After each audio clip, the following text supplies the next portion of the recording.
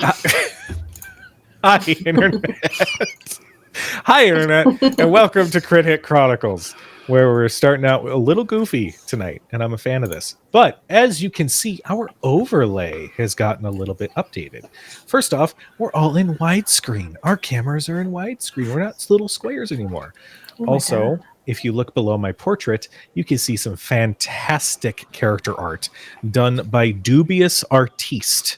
There's going to be a link scrolling through the chat, so you can go and support them. They have been absolutely amazing. They are the same artist who's actually done the portraits for the Baldur's Gate 3 game that's going to be starting next week as well.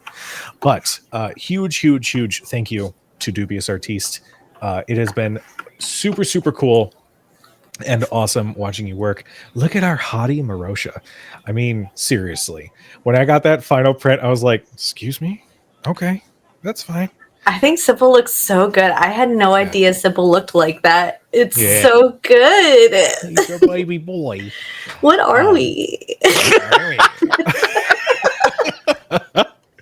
But before we jump into tonight's wonderful and chaotic session, let's go around and introduce our players. Let's start with LB. Hello, everybody. I'm LB Hackemup. You can find me at LB Hackemup on Blue Sky, on Instagram, on Threads, on all those fun things. If you want to see me stream, I mean, check my schedule because it's big, but also I'm on Hack Recklessly. We stream horror games. We stream TTRPGs. Tomorrow we are going to be starting Silent Hill, which I've never played before. Pyramid Daddy, come for me, please. And tonight I am playing Gavel, the human monk, Way of the Open Hand. All right. Noir, darling. Hello, I am Noir. I go by he, they, so this is my character. Sybil Kingsman. See, I remember the game. This is like 4 weeks in a row now. I think I've officially. It's like 2 weeks in a row, but it's you okay. Know what? We can pretend it's 4. It's like 4. It feels like 4. It's been a long 2 weeks. But yeah, that's me. Sounds good. That's Ian done. You are muted, darling. What is happening? I'm good. Sorry. What's up? I'm Ian, or your boy Big, on every and all social media, and I play apparently the group Hottie Marosha. I don't think that's correct, but it's absolutely correct. I'm not gonna argue with it. And then we have Erin. Hi, I'm Erin My Laundry, and I am playing Mayor's Havenhand, the green halfling party mom. Wonderful. Cleric. Yeah. Also, Ian, you still talking while muted. My streamer anxiety was like, what broke? I spent a lot of time on the overlay. It's fine. Kujo, I'm sorry. Could you say that again? You're cutting in and out. Last week, got him with that one. Oh my God. You can't put things on a platter for me and not expect for me to taste. We don't even get Marosha's character art for a game, one session. Yeah, it was good playing with you, Ian. Yeah, I had a great time being here. Yeah, this isn't a roll up a new character. This is a get out. But there's the door, bitch.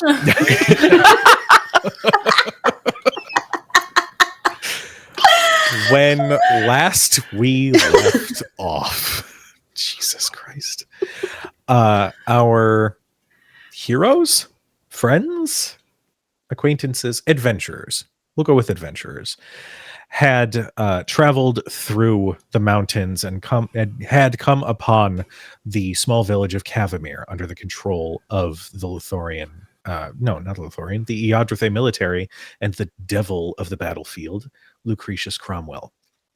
Sybil made an agreement to try to bring Avrin, the young elf, in as an enemy of the state, and in return his friends would be kept safe. That plan went sideways real quick.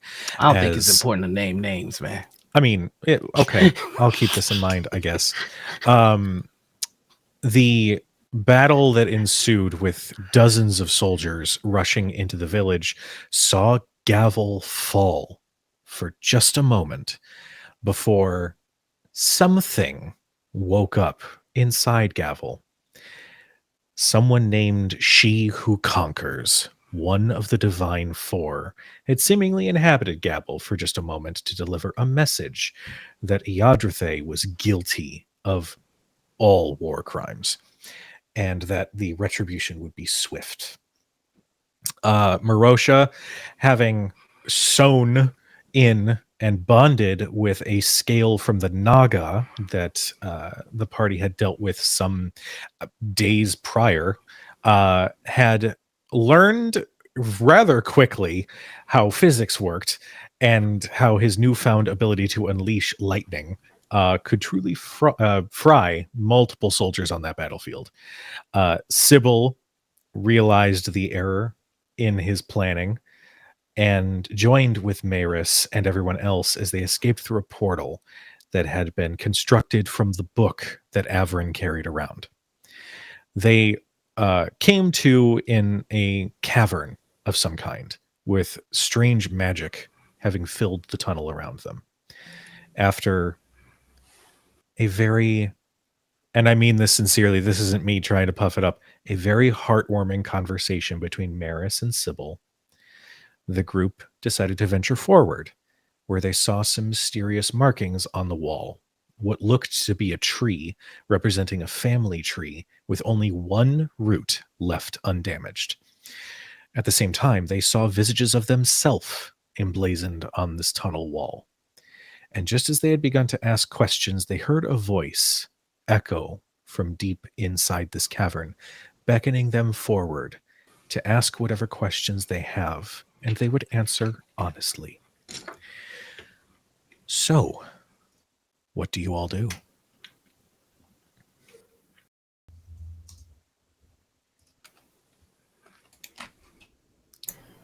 That was a everyone heard it thing, right? Yeah. Ominous voice asking us to ask anything we want. I'm sure that doesn't come with a drawback or any sort of repercussions. Who would like to go first?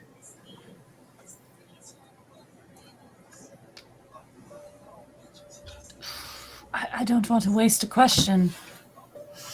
I mean, there's just so many questions. There's so many things to know. We just get one question? Is it just one? Nope. Otherworldly ethereal, that was not my question. This is for the group. It's too late. I have already marked it down. If we are only to ask a certain amount of questions, would you please... nope. If we are only to ask a certain amount of questions, please inform us so. You may each have 2 questions. All right, we get 2. But for every question you ask, I ask 1 in return. Well, Seems fair. if we're given 2 questions, I think that the best way to go about this is to develop a system. 1 question for the benefit of the group and 1 question for the benefit of the individual. That way, as a group, we can get more answers to the things that will benefit us all, and we can sate our curiosity for the things that only benefit one of us. Or at least that's just how I would do it. Averin pipes in and says, actually, that's a really good idea. Okay. Thank you. So, what we need to establish what we as a group would like to know.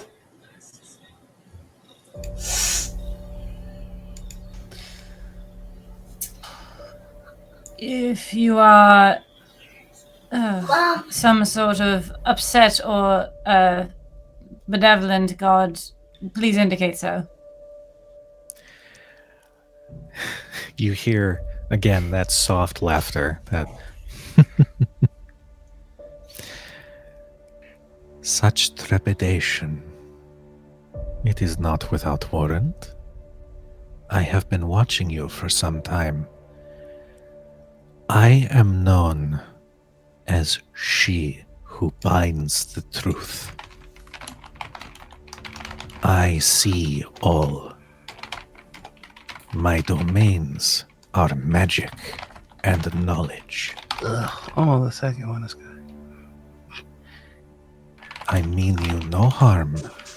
You have merely stumbled into one of my temples, and I wish to assist however I am able.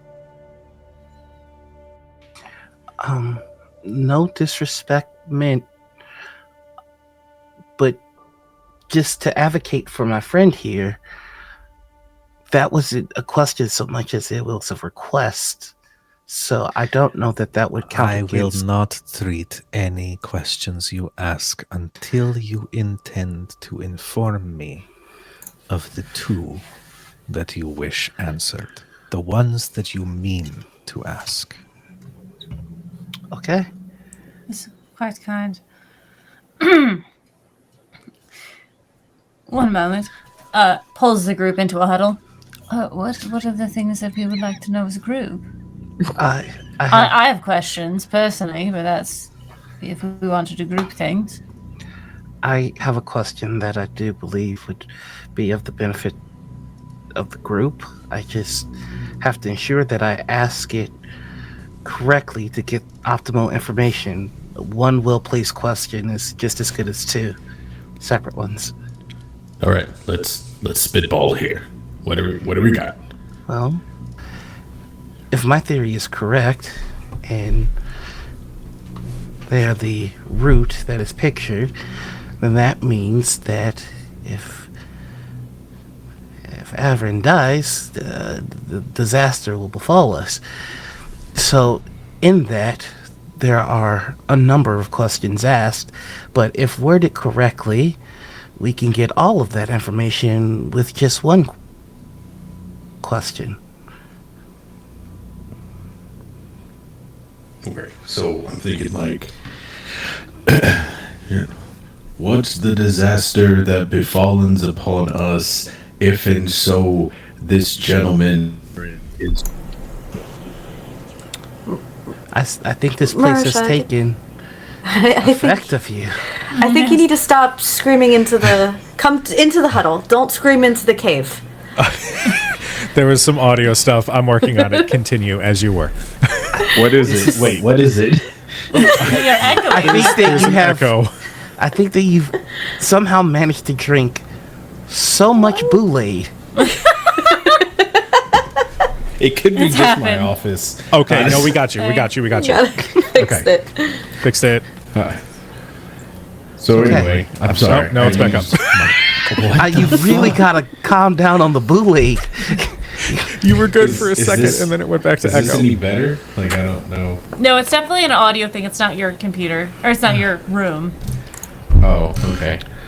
How? Try turning your mic on and off again.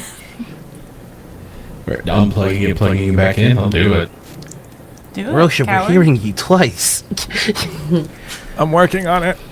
A guy's so nice, we hear him twice. Hey, yo. Hey. That was a very I'm Mayor's also thing to getting a say. lot of background sound from something. Everyone mute. No, I'm just kidding. I'll mute. I think it's Erin. That's okay. It's me, I'm sorry. That's okay. All right. Thank you, Internet, as we figure out audio magics And special guest star. and special guests that might be, waiting in the wings just for Yeah. the right moment to come and cause problems. So, How was everybody's day? Look what I got. Wow, that's kinky. I love it. Oh my It's god. from Borderlands. So what do you mean it's kinky? I love this group so much. Exactly.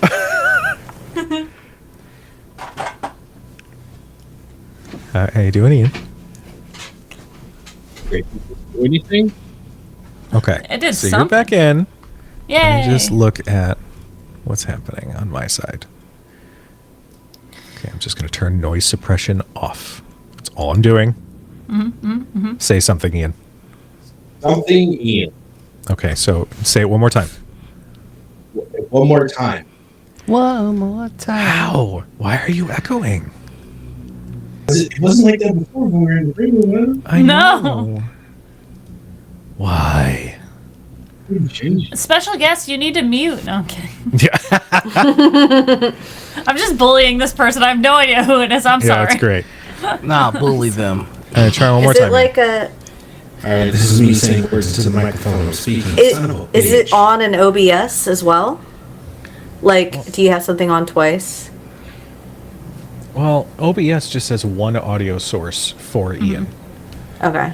And the only way I can hear you guys is through OBS. I've muted the site on my side, and I've got the web browser sources and whatnot coming through OBS. So I don't understand how Ian is coming through suddenly with an echo. This is poo. Well, it's for all of us, so Yeah. it's something with OBS Ninja. Go ahead, Ian. Hey, hello? Hello? Everybody? Hey. What's going Hey. on? What's up, Vader? You guys going. here? Keep going.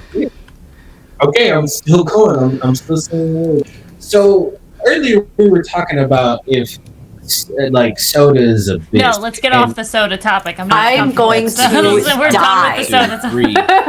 Okay. Oh, it's better. Hold on. Yes. No, it's not. What? No, damn it! What? Fixes it for one word and then it stops. Why? It gives us hope and then it This goes is gonna away. be great. I can only say one word per interaction. There you go. Okay. That'll be your challenge for tonight. Your audio is the microphone. It wouldn't be your AirPods, too. It's almost No. like it's, and if we want, we could go to break, but it's almost as though we're hearing feedback from the microphone, like it's coming out as output for everybody as well. Yeah. One more time. All right. Damn it. All right, Oh my Internet. God. Give us 2 minutes while we figure this out. I apologize. We'll be right back. Thank you so much for your patience. I love you guys. Please stick around. Don't go anywhere. Back. Or else. Hello, Internet. Welcome back. We have fixed Ian. Ian, say something, please. I'm saying something for the chat. How does that sound, everybody? All right. Holy shit. Ow! I hate audio bouncing. It's the bane of my existence. Okay. So, you all are still in this tunnel. You can hear that voice coming from deeper inside this cavern. You have your huddle. Go ahead and continue. I apologize for technical difficulties. That's all good. It's okay. Ain't got So, no I mean, apologize is about. that a decent question? Like, does that answer the multiple layers that you were looking for? Right. Well, I just have the concept of the question at the moment. I haven't figured out the wording of the question. See, the point is, one, we need to establish if Erin is in fact a part of the royal family. Two, if the death of a member of the royal family would cause catastrophe, and if Erin is the last of the royal family, would that cause a greater catastrophe than the previous ones? Because the last one that we faced, the giant tidal wave, was not exactly pleasant. 4, it would be useful to understand why our queen is so Ian, you're muted. dead set on seeing them dead. Just random thoughts. Okay, so we could go with if this person is the last in the line and they are no longer with us, will that bring on the onset danger that the queen is so unwilling to have happen or unknowingly is causing? Which a well thought out question to be sure, but the problem is if the answer is no, we don't exactly know where the no is. Yes, we do. We know that if the answer is no, then Avern's not the last person in the line, so if they do die, it will not bring the onset danger that we're looking for, that the queen unknowingly or is knowingly causing. Perhaps that's a very intelligent question, Marosha. Very, very high intelligence of you. Perhaps we should ask open-ended questions, such as, in 250 words or less, please describe the exact danger that is befall if the last line, giving definitions and character names. Don't worry, I got this. All-knowing she who binds the truth. I am not having this conversation with you all the way down there. Please approach my chamber. See, I knew it. There was something. Okay, what if we just did this before we go in the chamber? What if we just said, hey, can you explain what this mural means? I think that's actually the best question. Boom. I did it. I start walking. We figured it out. Gavel starts walking. You win, Mr. Valiant. Thank you, everybody, for tuning in. Thanks, Cobalt Press, for the sponsorship. Game over. We did it.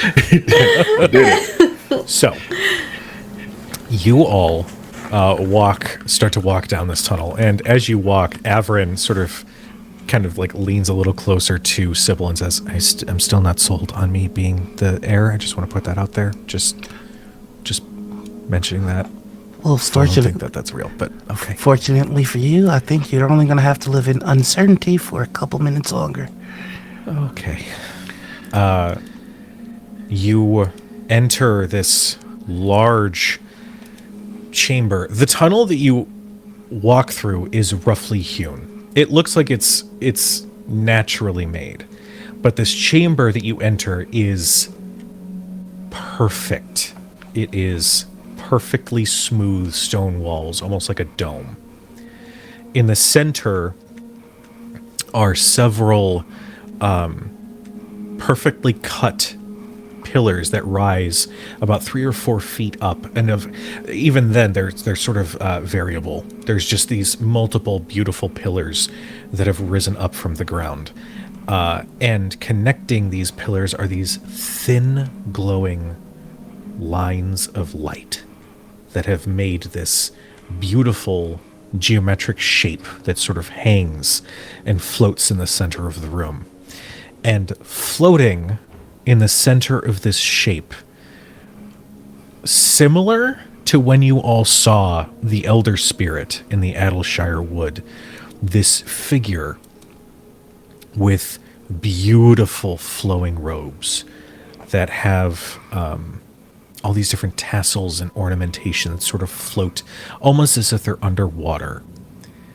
You can see long hair coming down to 3 separate braids with beads and ornamentation that sort of floats.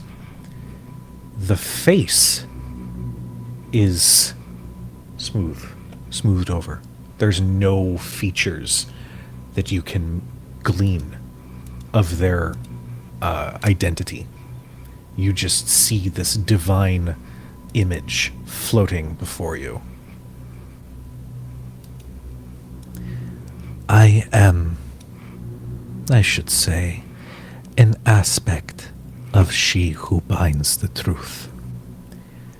She herself would not make her appearance on this plane without assurances of her safety, but she has left aspects like myself to give you whatever knowledge you require. You have questions. You may ask them whenever you like. I am not a trickster. I will not simply answer with a 1-word or 2-word response. I am here to aid you on your journey, heroes. Oh, that's good. So, Go on, Marosha. Oh, Go on. I don't know how formal this needs to be, but we appreciate your help, and thank you for your grace and knowledge in this moment.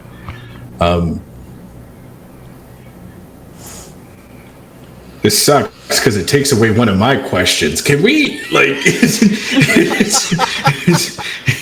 I got questions personally that I want to talk about. Like, I don't want. All right, fuck it. I'll take it, Marosha. Thank you.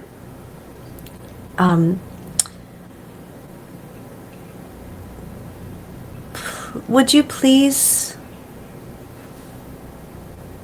respectfully, explain the beautiful and intricate and very nuanced murals that we passed? you ask the question, and the chamber that you're standing in, the stone slowly falls away as light fills the chamber. You can see clouds. You can hear the wind. You can see wildlife and birds flying through the air around you as you look down, and where there once was this beautiful geometric symbol, it is now a representation of Aoria, this corner of the world. This map, this living map, focuses on Lothorn, and she speaks. Many centuries ago, spirits were the dominant creatures of this plane. Spirits inhabit everything that we know and we see. One of you has been given the vision to see just how many they are. There are spirits of the land at large. There is a spirit of Iotrithe, the Zesoran Majocracy to the north, even the Isles. And Lothorn also has one such spirit. When as we love to refer to them, civilized peoples began to appear, one made a bargain with the spirit of Lothorn. Aetherius Lothorn, a king of ancient power, wanted to secure his family's legacy, and so he made a bargain that as long as his family lived, the land would be theirs. And in return, should their family fail, everything would go back to this spirit. The spirit, not knowing of treachery, agreed to this bargain. Aetherius then spent countless years perfecting the art of immortality, so that his family line and his tree would never falter. The spirit, scorned, now locked away from the land it once inhabited, a land that now behaves erratically, with arcane anomalies dotting the landscape, began to fester in its anger. This spirit waits, and now calls itself the End. And the end will come when the last of the Lothorn family falls, now that Aetherius has succumbed finally. Only one remains, and it is destiny that has chosen you for, to guard this life, and to ensure that the end, well, is dealt with one way or another.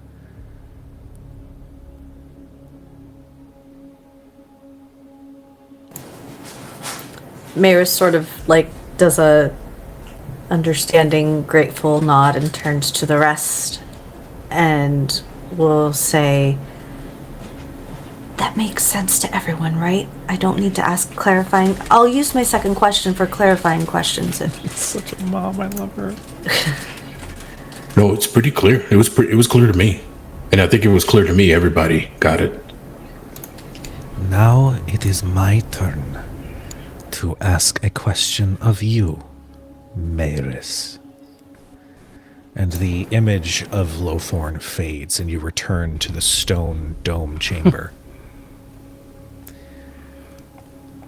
I do not ask questions about factual things. I have domain over knowledge, but I don't have domain over motivations. What drives you? So, Maris, you who has lost more than any can say that they have.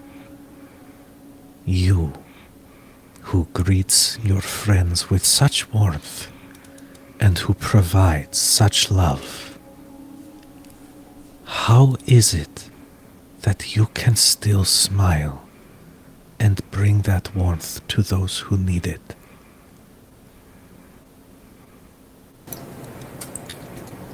Maris pauses for a moment and looks down at her shoes.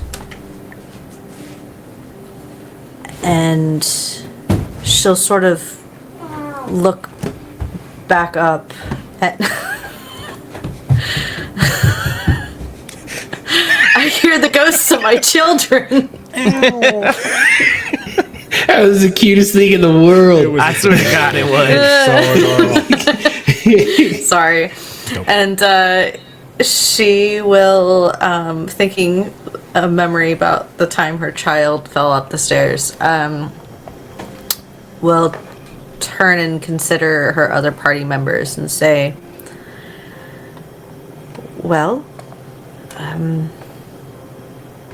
I suppose I'm here and smiling because they're here. And I know I've lost all of my children and my husband, but I've gained more children, I suppose. And they are alive. And I am here to make sure that stays that way. You can't see her face. It is deliberately so. But you feel that if she could smile and nod, that you would see it.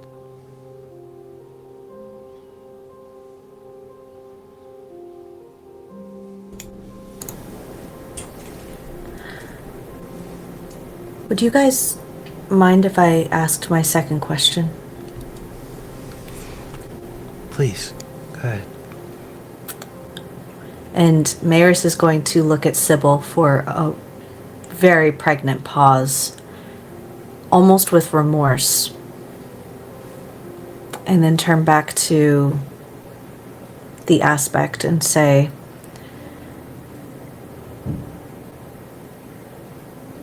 what would it take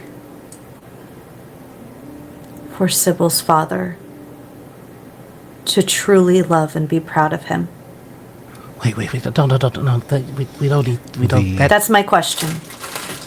The chamber, the walls fade, and you now stand in the royal gardens of Queen Eodrathe's palace.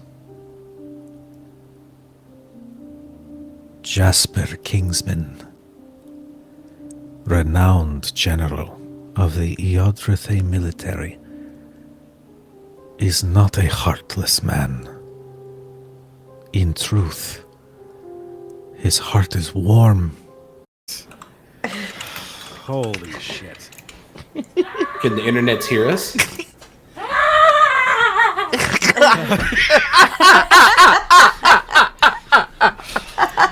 Okay.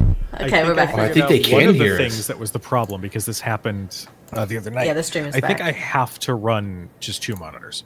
I think that's just what I have to do.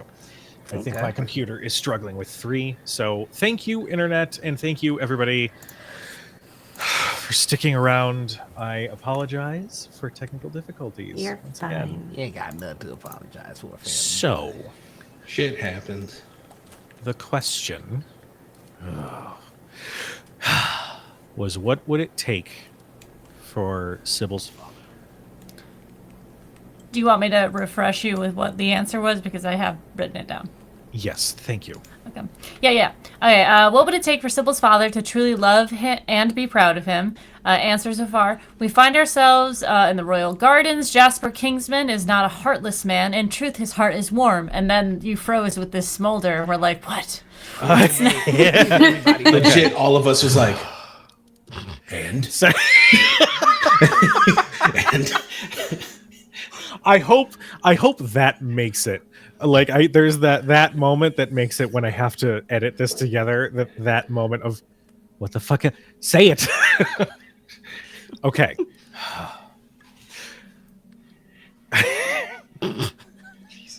Find it. No, I'm good.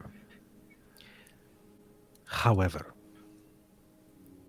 there is corruption that has begun to wind its way through the sovereignty of Eodrethe.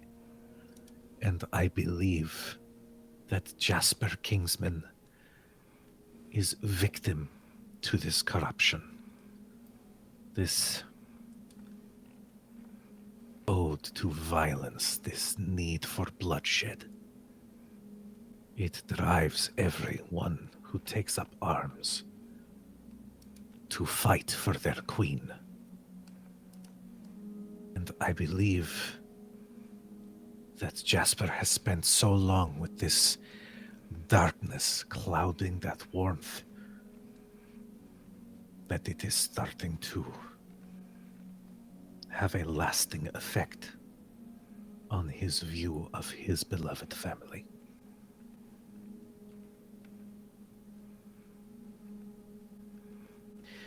I did say that I would answer truthfully.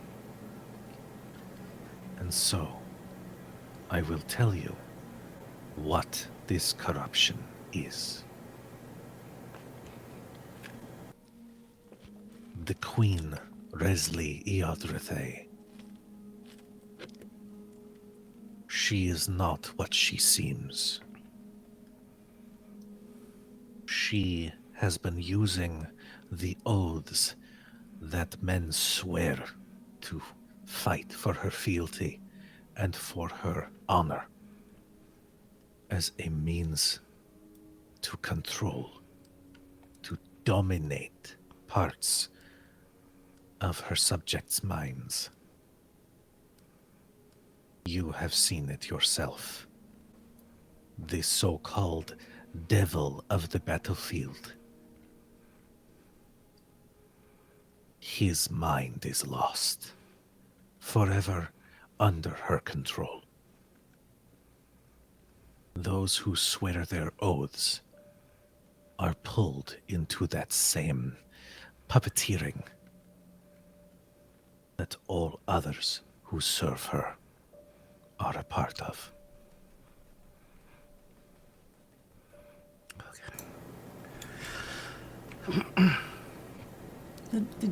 Did you happen to swear one of those oaths, Sybil? We all do. You have not sworn your oath before the Queen. Not yet. I mean, not...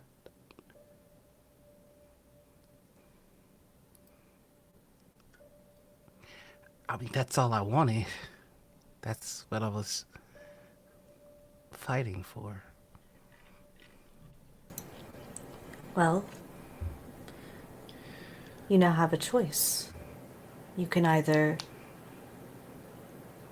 swear your allegiance to the Queen and be with your father, or find a way to truly be with your father without her poisoning his heart. Maris, Yes. I have another question for you. Right, right. Okay. In Sevedura, you spoke with my sibling, they who keep the veil. And you made an arrangement. And out of respect, I will not utter what that arrangement was.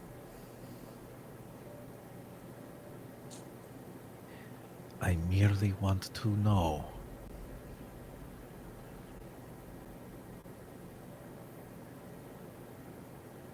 how you are able to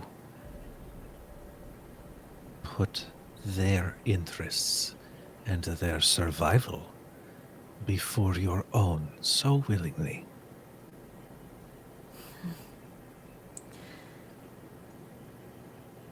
If you ever have the opportunity to be a mother, I think you'll find your answer. You hear this warm laugh, and she nods. I find that answer acceptable. Maris is gonna turn around, and as she passes by Sybil, she will reach out to touch his arm if they let her.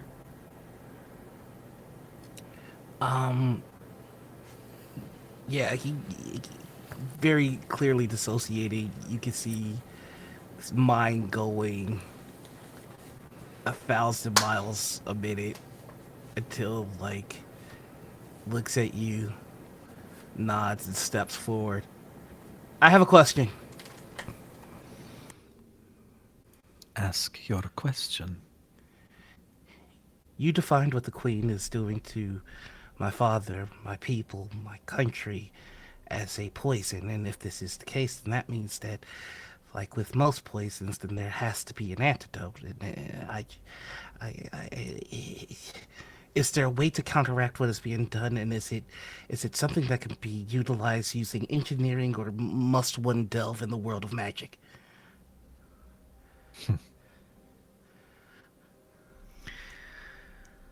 This antidote that you speak, I believe that the cure for such corruption could be achieved in multiple ways. The easiest, however, the most heartbreaking, would be to grant those corrupted death so that they may be freed of her clutches. But I sense that is not something you are willing to explore, given the personal connection. So, magic created this corruption. But it was not without cost, and not without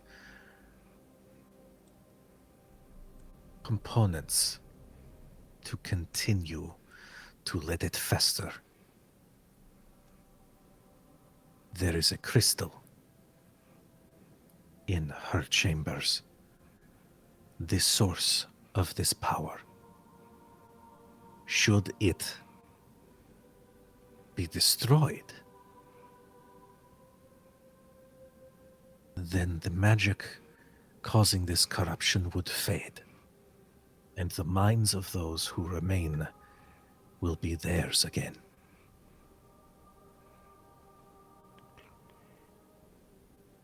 Sybil Kingsman, I have a question for you. Yes.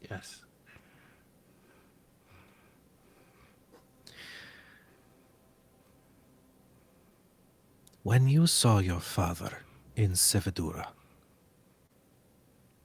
there was a moment where you beheld this corruption. A moment where you can see that there was something beyond the veil. Something that was in your father's eyes as he looked upon you. And yet you did nothing. Why?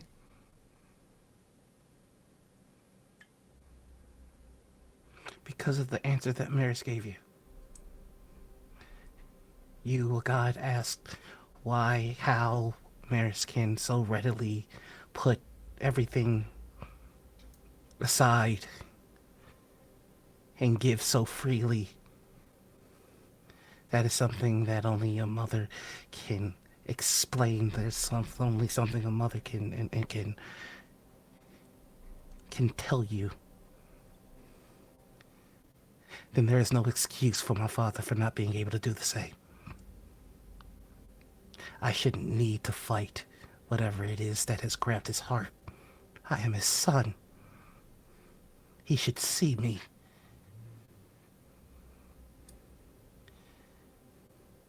I'll go one further. God. I'll tell you the truth of me. I know that he is wrong. He has been wrong. Hell, I've known something was wrong with him for a while. And I know that I'm right. And more than that, I know that the world would be better if everybody knew that I was right. That there are more than one way to be worthwhile. That nobody is worthless. They just are... Their value is different. A screw will never be able to withstand the weight that a bolt can. But that doesn't make either garbage. They're meant for different jobs. I've been trying to teach my father and my country and my queen that ever since I was born, they have failed me, and I am frustrated that I can't figure out how to fix them.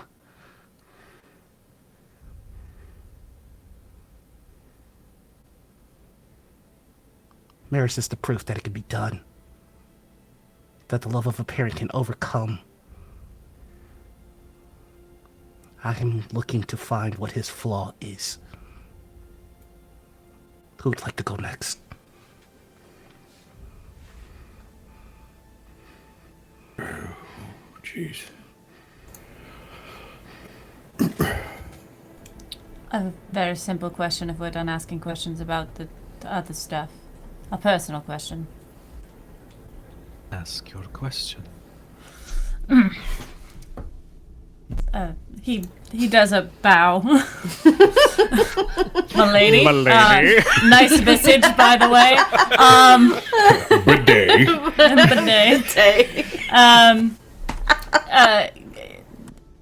Gavel just kind of... you've said you've been watching us for a while. I suppose you've seen what happened while I was dying, unsure of what happened. But what I know is that my body was taken over, and the being that took me over caused a lot of deaths. And my question is simple: were the deaths necessary?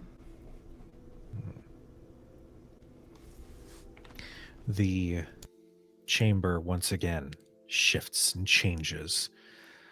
And unlike the previous two instances, you are transported to a place that you've never been before. A coliseum with towering walls, with thousands upon thousands of souls cheering as around you there are gladiators. There are fighters. There are warriors.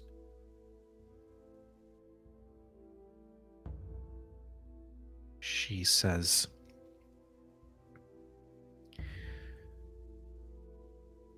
I understand that you have been trained not to deal death, and it is an admirable goal.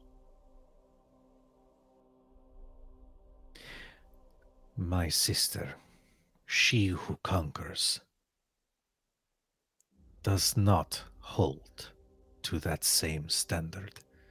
If one takes up arms with the intent to do harm to another, to inflict death upon them, just as they did with you.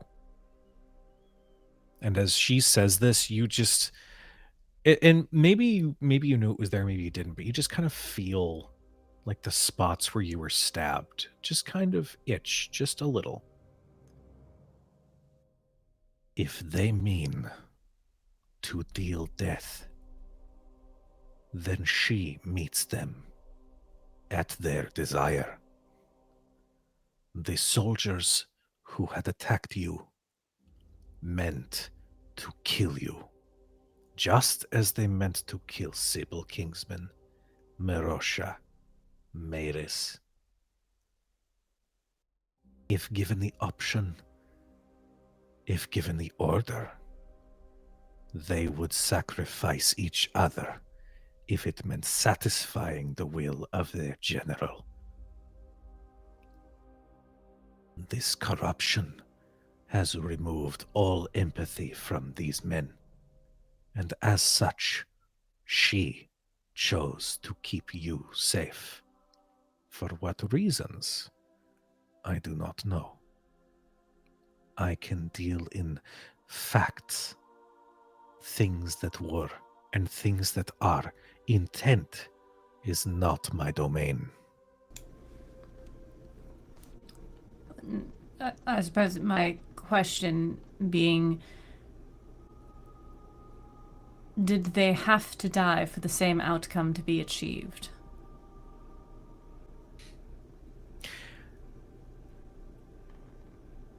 That is a question that would be better asked of my sister.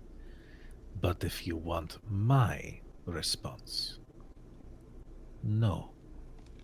I believe that one can navigate such violence with mercy. You can preserve life wherever possible. I do not hold to the same standards of warfare or combat that my dearest sister does. Type. I am getting an angry DM, and I love it. No, like, I'm taking notes, damn. baby. No, I'm just taking notes. I have so much notes. All right. Yes, thank you. My question for you. And the chamber returns to that stone dome. Why do you hide your name? I suppose it's a tradition. And where I come from, you earn a name, and that is what you use. My family name doesn't hold weight outside of my temple, and my given name is not important anymore.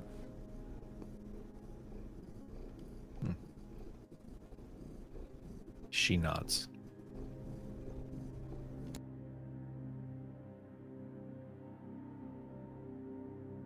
Ask your questions.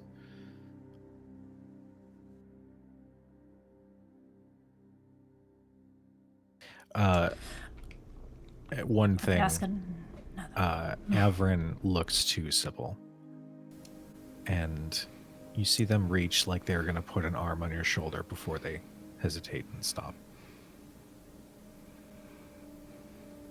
He kind of looks away. Sybil's gonna just take the hand and put it on the shoulder. His thumb just kind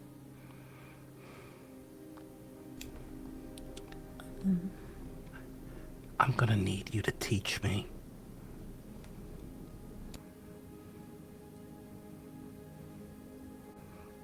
Are you saying this to Averin? He says, what do you mean? Teach you what?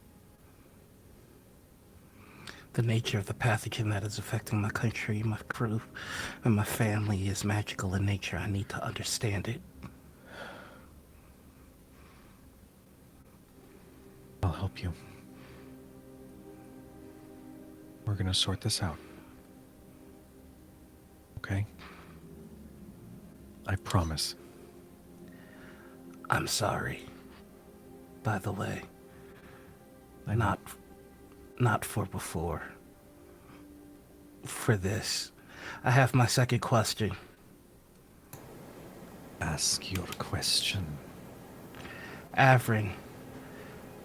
See the last member of the royal family. Averin's eyes go wide. No, you don't have to. And the chamber around, once again, breaks down, and you now stand in the courtyard of the Lowthorn Royal Palace. Ruined. Every tower has toppled. Stones litter the ground. You can smell burning. You smell decay. And in the center of this courtyard is a tree. A tree that has long been dead. Averin.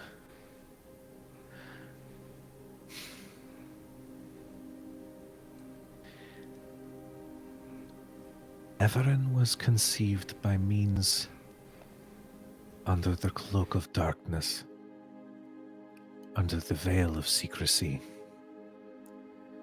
And as she's saying this, he goes, stop, please stop. And she continues answering. His father came to know the curse of his family.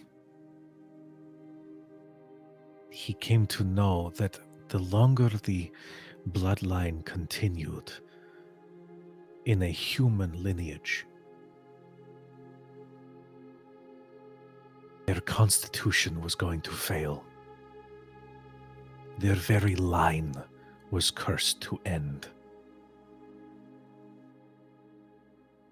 And Averin's father fell in love with an elven woman. And Averin's like, stop, like fully, like tears welling in his eyes as she says, he was secreted away for his protection.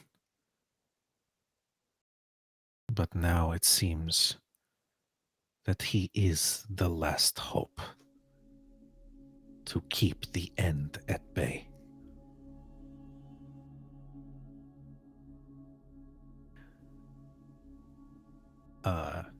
Averin like fully like turns away and tries to like block out everything that he's hearing as he is weeping.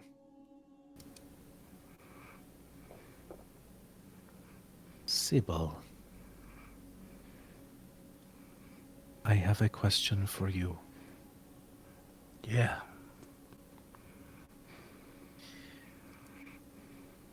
Mere minutes before you came to this chamber,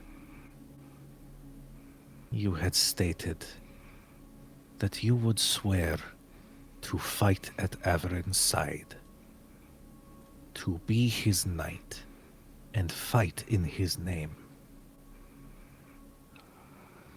Do you truly mean to keep that oath? The cane will transmute into the sword of the Kingsman. And I am going to walk over to Averin. I'm just going to put the sword in his hand. All I wanted was to swear an oath to my queen. Yes, God, I intend to uphold that oath.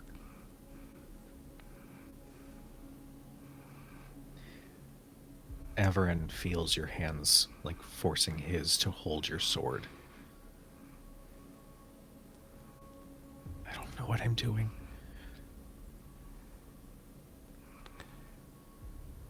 They don't win until your heart stops. My family is not free until I go into the home of my queen and shatter whatever this crystal is. We now know the win conditions on both sides. That's far more information than we have when we enter the cavern. What you need to do is to stay alive. And the first course of action in seeing that that task gets done, and he's going to struggle to his feet, struggle to his knee, is to acquire a knight. Now do it.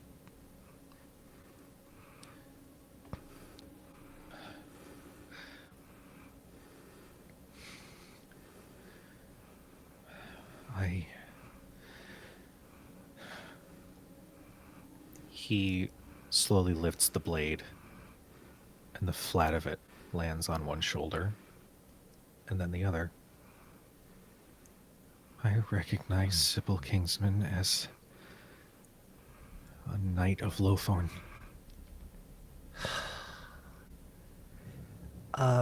Sybil will have the armor manifest and the crest of the Kingsmen, and Yajathe will vanish, and the satchel of everything will manifest instead.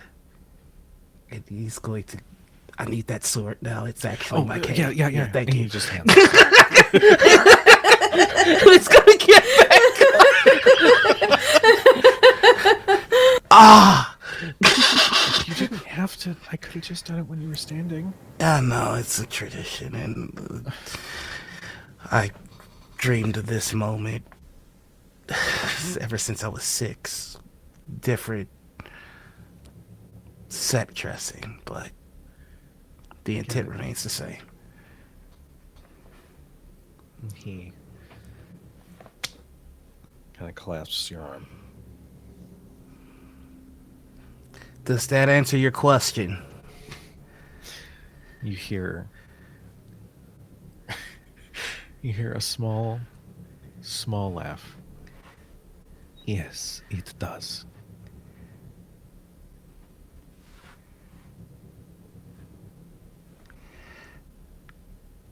I'm gonna really need to stretch my leg. No, that's fine. No, it's fine. Evan leads you to a stool and is like, "What do you need? What do you need?" Oh, no, it's fine. The armor also functions as a brace. Okay. It's gonna just get into the armor. Oh, that's much better, actually. Oh, that's much better. Forgot about the voice changer. That's much better. The aspect looks to Gavel and Marosha. There are 3 questions remaining. One from Gavel, and 2 from Marosha. No, you go, Gavel. I'm still milling about. All right. My final question is, my parents, back at the temple, how have they been since I've left? There's a pause.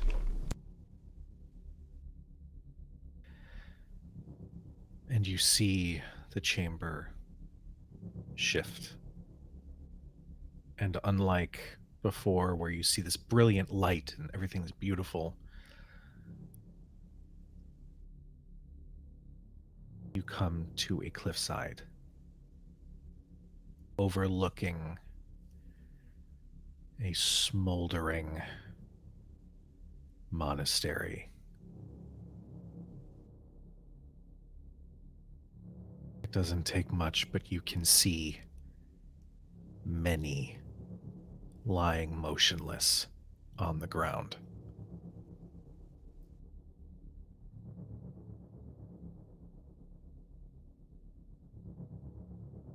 I do not wish to cause any pain. But I said that I would answer truthfully. And I will hold to that promise.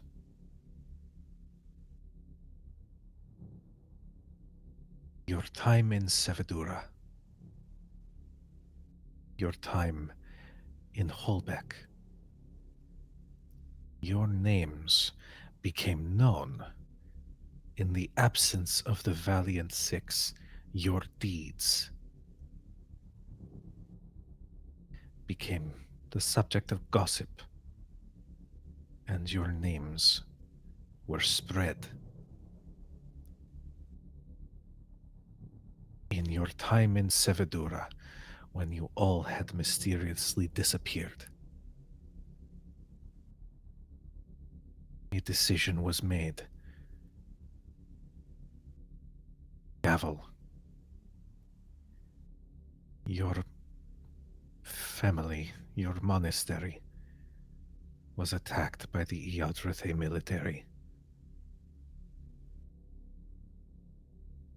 There were few survivors, but your parents were not among them.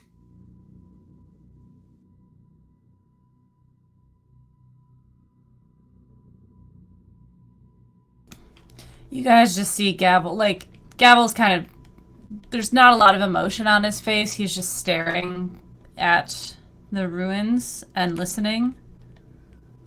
And his jaw clenches. And he kind of takes a breath.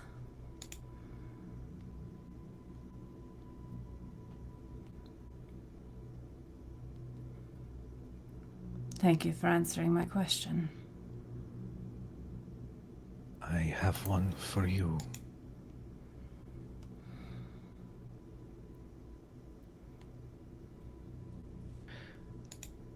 Do you still intend to hold to your teachings to keep those you fight alive? Or has this challenged that ideal?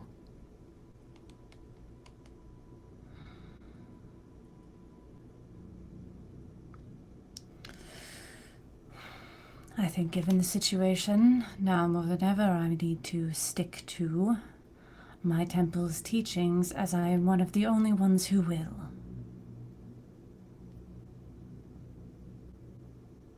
She gives a nod.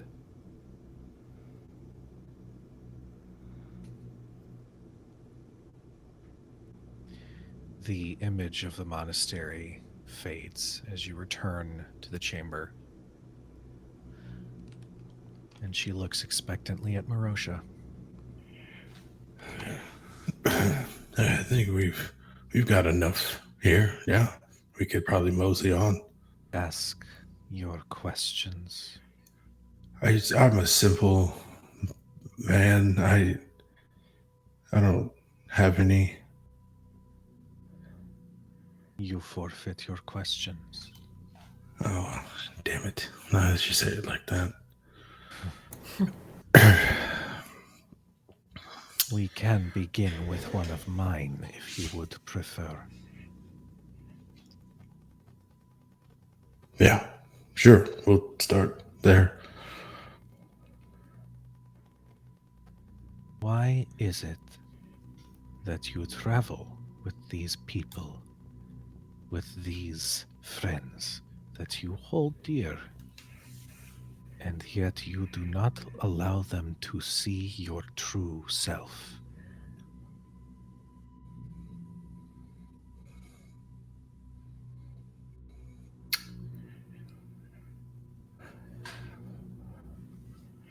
We all have our own personal burdens. And traveling with these make it a little easier to carry, even if I can carry a little bit more of the load. Some things don't always need protecting with fists.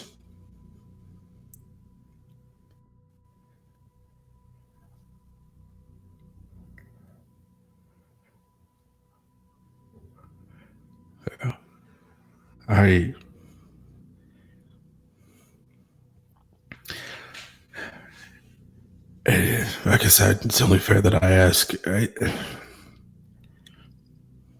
We'll see what this one does. Am I? Then he kind of he's really reserved before he asks. Am I ever gonna find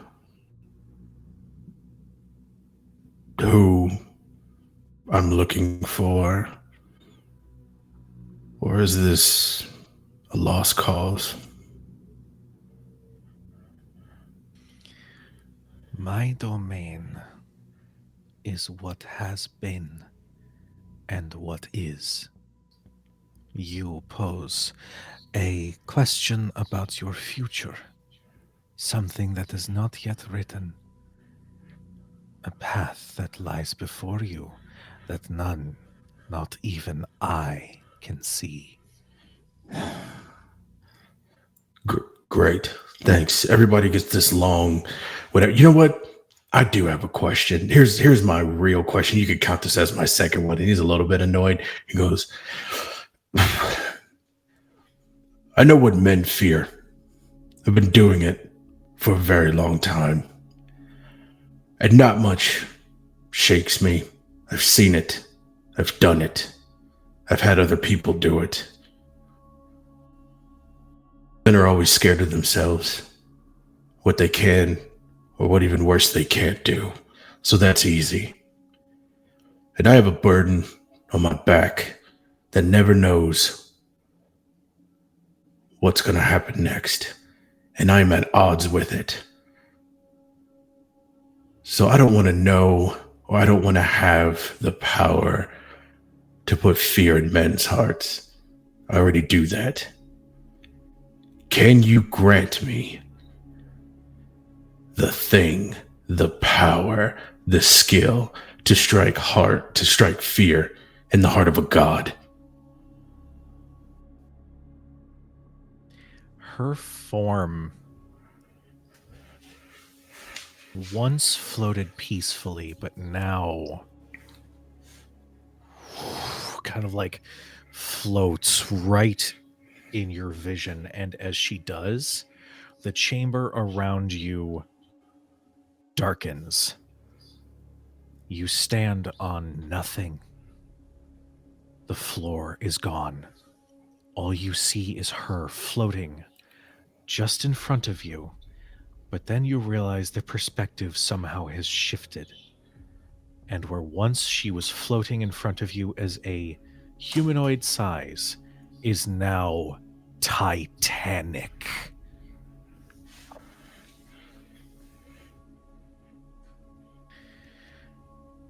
Merosha, I will answer your question. And I will grant you that which you seek, provided that you remember who it is that you speak with. I am not he who lies. That one dreams of the divinity that myself and my kin hold so dear. He who conspires and plots the downfall of the very people that you say you have stricken fear into. Let me be clear, little one. You think yourself the source of fear. You know not what you speak. If you wish to be rid of him, then you must play his game. You must find a way to break his fascination with you. You must make yourself less appealing And I do not believe that you have the capacity to do such a thing. You who hold yourself so high because of a burden.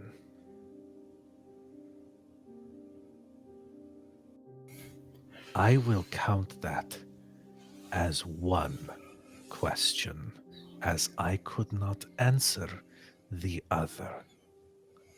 I would take care in how you word your next question to alleviate upsetting me.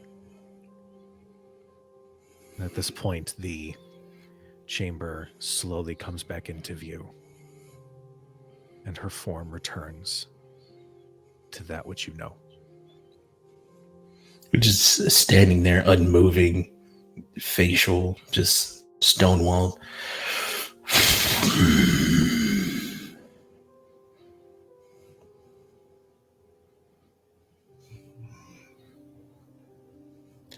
I don't understand it with you beings, your gods, your riddles, and I don't like it.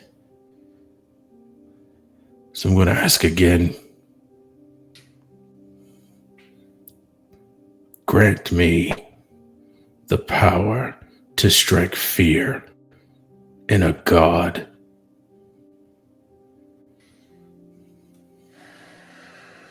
You hear an audible sigh. There is an island off of the eastern coast of Lothorn, cloaked in fog. No vessel has ever docked at its shores. But I believe what you seek lies there, in old land that is home to one tool that I believe matches that of your trident. Unite the two, and you may find what you seek. Be warned. If you strike down a god, no matter how devious he may seem, you will draw the ire of the others.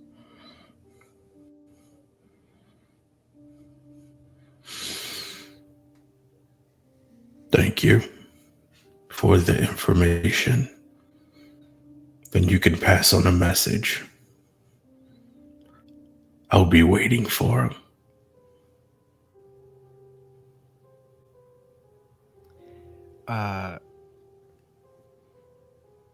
She... Oh, Marosha. Ooh, Marosha.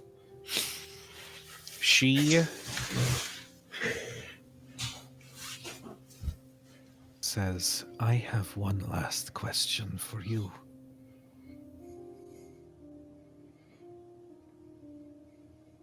Do you still love her?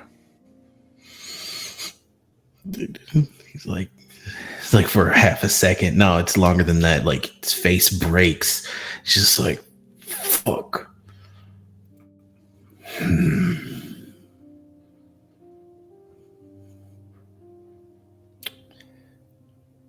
I know nothing else. I do.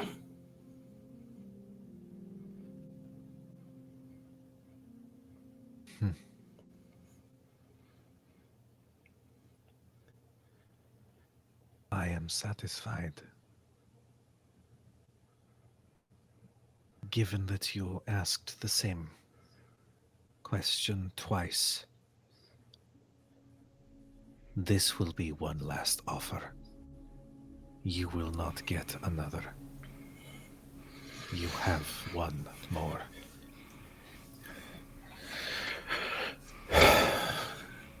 This power that I'm granted, this sight.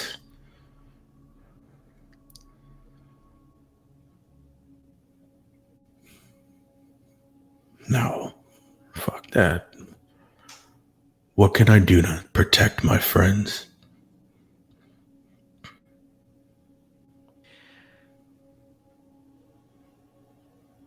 You think you are protecting them by not letting them in, but it is that exact act that places them in peril. You were visited by he who lies when you arrived in Lothorn, and you mentioned nothing to your compatriots.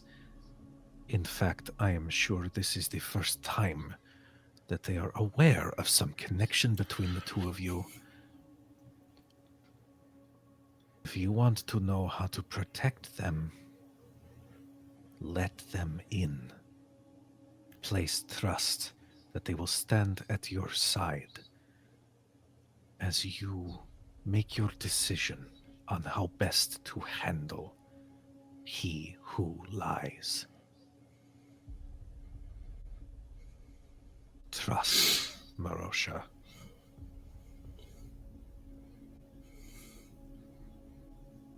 Thank you. She nods.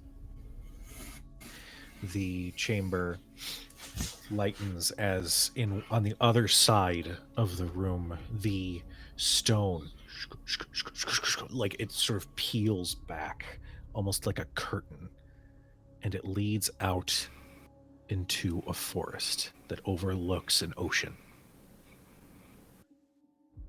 with a island covered in fog in the distance.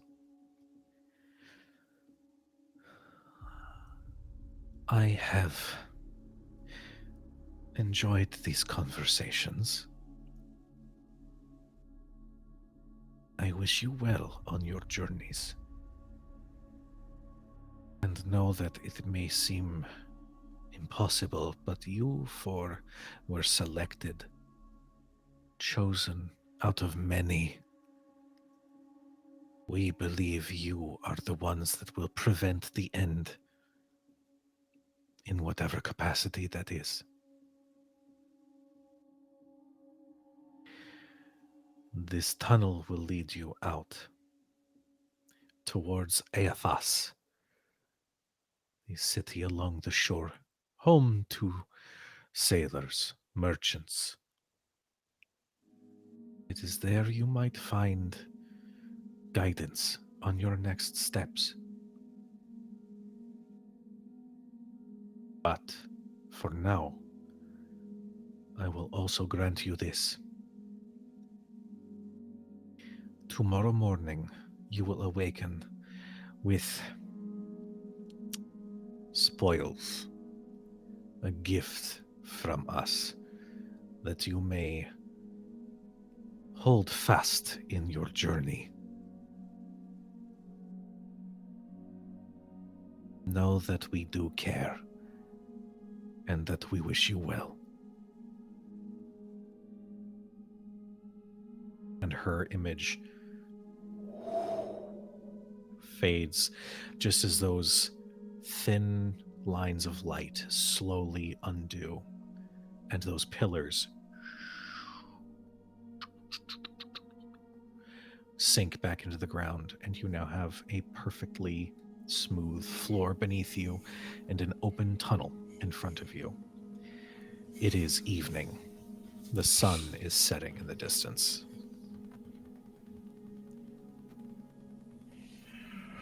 Well, that was lovely. Here we go. He just starts Hold walking. Hold Nope. on. I'm walking.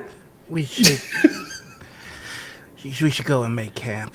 We can have our conversation in front of a nice fire, I think. That sounds great. We did get a bunch of rations. Maybe we could cook something nice and come down from all of this. And Averin looks at Gavel.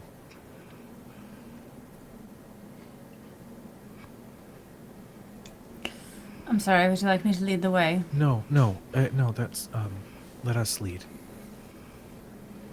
And let's find a nice spot to camp and come up with our plan. Okay? Okay. Averin follows after Marosha. Sybil's gonna try and linger behind for a bit. Gavel picks his head up and follows after. Maris? As Gavel passes Maris, she turns back to look at Sybil. Are you coming? In just a second, I think I have to try something. Okay. I'll you be need there. help? Okay. I'll be there, I promise. Okay. And I'm gonna follow closely behind. I'll catch up to Gavel. Okay. Sybil is going to find the most raised rock or altar or whatever, and take his spare toolkit and place it down and go, we were taught it was weak to pray. Your domain is knowledge.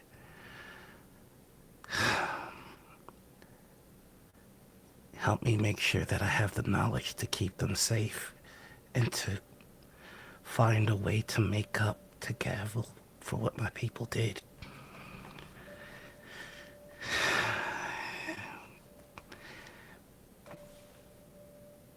Prayer complete. And then it's just gonna walk away. And send.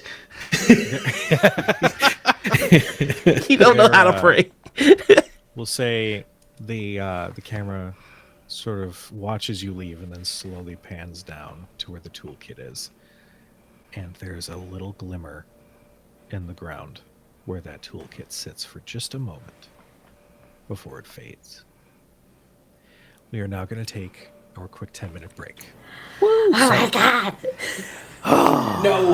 Not a single roll was made, by the way. I love. Hey! So stick around. We are going to take our 10-minute break to bio break and whatnot. Stick around because we have someone waiting in the wings who is chomping at the bit and sending me many messages to join in. So in the meantime, Player seven,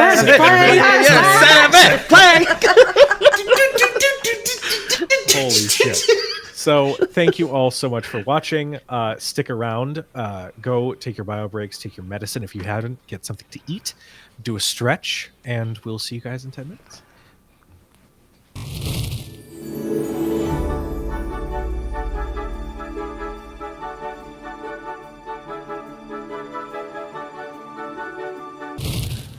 Welcome back, Internet. Jesus Christ. We have our player 7, but they have not revealed themselves just yet, and they will when the time comes. But our adventurers have left the tunnel and ventured a little bit further into the forest. We'll say for ease's sake, Averin does manage to find a small outcropping of trees with decent cover that you guys can set up camp for the night. As you all start preparing, and as the fire is set, I assume that you guys have some sort of travel equipment, sleeping bags or cots or something similar that you just sort of have with you. You can hear the murmurs of conversation in the distance. And you can hear, goes on this bloody patrol. No, there's no Lawthorn people out this way. This is a waste of time. And you realize in the distance there is a patrol of Iadrathe soldiers. And before you can do anything, you hear them scream. You hear the sounds of violence. You hear crunching of bone. As in the distance, someone reveals themselves. Will our player 7 please reveal themselves? Assuming he can hear me. Oh, that is an African American. Don't. I just saw my art. I feel like I know who they are, but I don't know. I feel like I see know the who they camera are. just yet, so hold on. No. Actually, Yeah, I got a good strong. Yeah. let them cook. Let them cook. Hold on.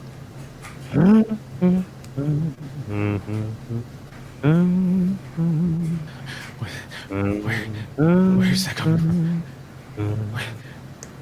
Please, I just want to go.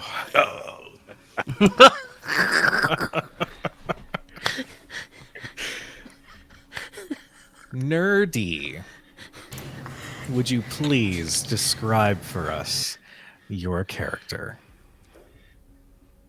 Yes, I will, Kujo, and I'm happy to do so. In the distance, you see a soldier crawling away from the dark. Behind them stands a figure 7 feet tall, with an inch to spare, with a black leather coat with white patched fringes. Their hair and locks falls below their shoulder blades, though it is pulled back. Their dark brown skin fades next to the shadows behind them, as in their hand is a gleaming silver sickle that spins slowly as he follows after this soldier, leisurely, slowly.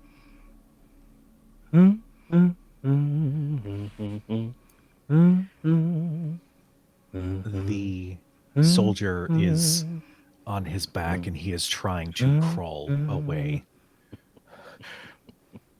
Please, I don't know who you are. We're just on patrol. Please, if you let me live, I can reward you. I have gold. I have whatever it is that you need. Oh. Rabbit, your other friend already ran. That means I only need one to tell the story. But you can try if you like. Please, run. He fucking bolts. As he gets up to run, immediately there are gleaming white lights that rip through his body. Dangling limp in what seems like shadow, 2 large yellow eyes that match the same on the figure that was speaking blaze through the shadows. An 8-foot tall, black as night without stars. This wolf is massive, and it crunches the soldier once, twice, throws it into the air, and crunches a 3rd time, and the soldier is gone. You all can see this from your vantage point at your camp.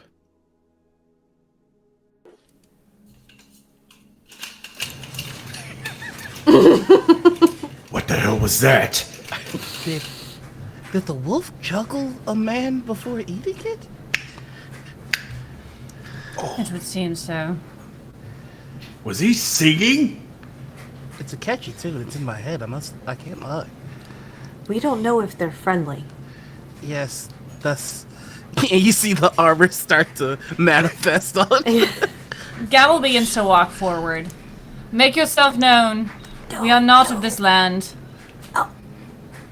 Why would he say that? I don't know. The figure turns slowly, almost lazily, in your direction. Interesting. I've never seen someone so quick to throw their life away. What is your name, Rabbit? I'm called Gavel. I merely wish to know your intentions. Oh. You would. You would know. You have an interesting way of protecting your pack. And you see him point behind you to where your fifth member is laying. Yeah. Averin is like, because there is another canine about, like, it's a pretty big, but not as big as the giant massive wolf, standing over the child. Its fur is jet purple, like it's almost black. Its eyes, though, are bright, but these are bright blue, and it's different than the large, shadowy looking wolf behind this creature. Shoo! Go away. Not here. Averin realizes what you're doing and kind of like freaks out and backs away from that wolf. It follows. If I can, I'd like to snap my cane on the ground. And I don't recall hearing that Averin took the disc off of his shoes. It just sent him into the air. Wait, does that also turn on mine? No, just Okay. They're individually activated, don't worry. So he's like 20, 25 feet in the air, hovering upside down, like, God damn it, Sybil. you gotta learn to get better at that. I did. You gotta give me a warning. Sorry. My pack is hard to protect, clearly. We have no quarrel with you, stranger. Maris is going to cast Bless on Marosha, Gavel, and Sybil for good measure. As a hunter, can I approach the shadowy wolf? Is it a wolf? That's my question, because I don't think It's it's... canine, so Can Right. I pet the dog? that's yeah. I'm pet that dog. I pet that dog. I want to like side shuffle to the shadowy canine with like a piece of jerky and just go, "Hey, buddy. Hey, come here. How you doing? Hello. I have a friend too, Benji. Benji is like running in the fucking other direction. I'm not surprised. Hello." The wolf is going to, because the wolf is behind my character, so you've passed me. Oh, And- wasn't there one at the camp as well? Yep. Yeah. Yep. Oh, different thing. Okay, that's so it's Oh, not that's a the canine. one. Oh, that's the Yeah. one. Yeah. Okay. Mhm. Yeah, it's just That one sort of looks like different. I guess I would say insight on that one, sure. or animal. No, insight. Technically, insight. It's not. Yeah. Also, insight. nerdy you motherfucker, I was talking to you about this literally today. You were, and I was like, "Oh, that sounds cool. I don't even fucking know how I would do something like that." I was almost late to this game because I was watching your 5-minute review of like that weird band that everybody's tweaking out against. Oh yeah. I You're gotta- out here. This is my I'm a first time master of meeting you. disguise. I'm a master of mystery and misdirection. Or I'm gonna be. I rolled that 14 on insight. The 14. You feel as if this particular animal very much would like to have the jerky, but is not taking it because it feels like it shouldn't right now. It's okay, buddy. Hey, listen, we're all friends here. Come on. Come on. My more humanoid form will start to close the distance between you and the crew as the purple canine will sniff the jerky. There it is. What's your name? Look, we've had a very trying day, and I would very much like to end it without having to go through another trial. So please, if you intend to attack us, just do so. If not, I'm sure we have extra food at our fire for you and your beasts. Well, I really appreciate the hospitality.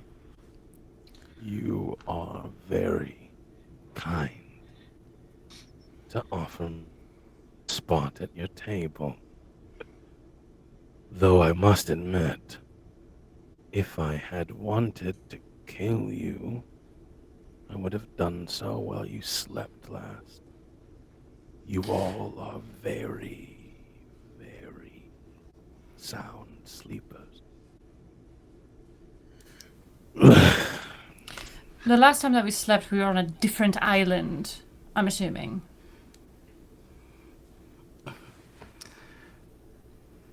We just arrived here like 2 minutes ago. Yes. Maris, it's like petting a shadow. It's so nice. You don't know where its mouth has been. It's fine. Oh, gosh. Hold on, I think I have some claw sanitizer somewhere. Is that one going to continue the fight? It casted a spell. Seems aggressive. Is that your intention? Me? No, not she, the she is very Hey. protective. She's lost her children and thinks that we are hers now, so she likes to protect us in different ways. That's very inaccurately accurate, Gavel.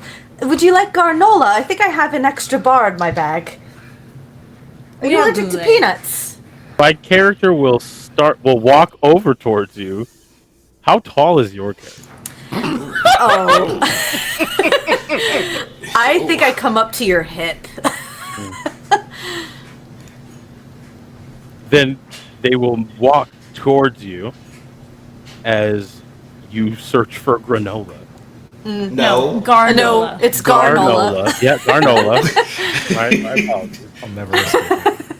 Garnola looking down at you from a considerable distance. And then will slowly bring their hand down where you see sharp and slick with something black claws. So I have oats and honey, peanut butter, and mystery flavor. You look like a traditional oats and honey kind of character, and I'm gonna very delicately place the wrapper on your slick hand. Calm down, Erin. Calm down. Keep it together. No. Also, what's No. that mystery flavor? Like, what's that one? We have questions, Erin. If you would allow it, Erin, my character is going to quick grab your hand as it Sure. gets close and lowers themselves down and raises your hand up, and you feel a sense of cold, hot, but mostly you want to run. It is a feeling that is more than you can articulate. It is the hairs on the back of your neck. It is that. and he sniffs your hand. Loss. Interesting. At that, there is a ray of frost goes immediate, like just barely past your head from above, and you look up to see Averin still upside down, but he's got another ray of frost like primed. Sybil's just going, it works on body weight. You have to lean back. You will stabilize. Gavel is right behind him. You don't know this, but Gavel never throws the first punch, but he's ready. There is a punch to be thrown. What's this one's name? The dark purple dog, as you're petting it, you can see the dark purple sort of like lighten a bit, and it seems to be doing that just like in general. But every now and then it keeps looking at the other thing, like looking at my character, and then it'll shade dark again, and it'll stop like getting fed. And then if it thinks it is like getting away with it, it'll just go back to getting fed, and then it'll be like back.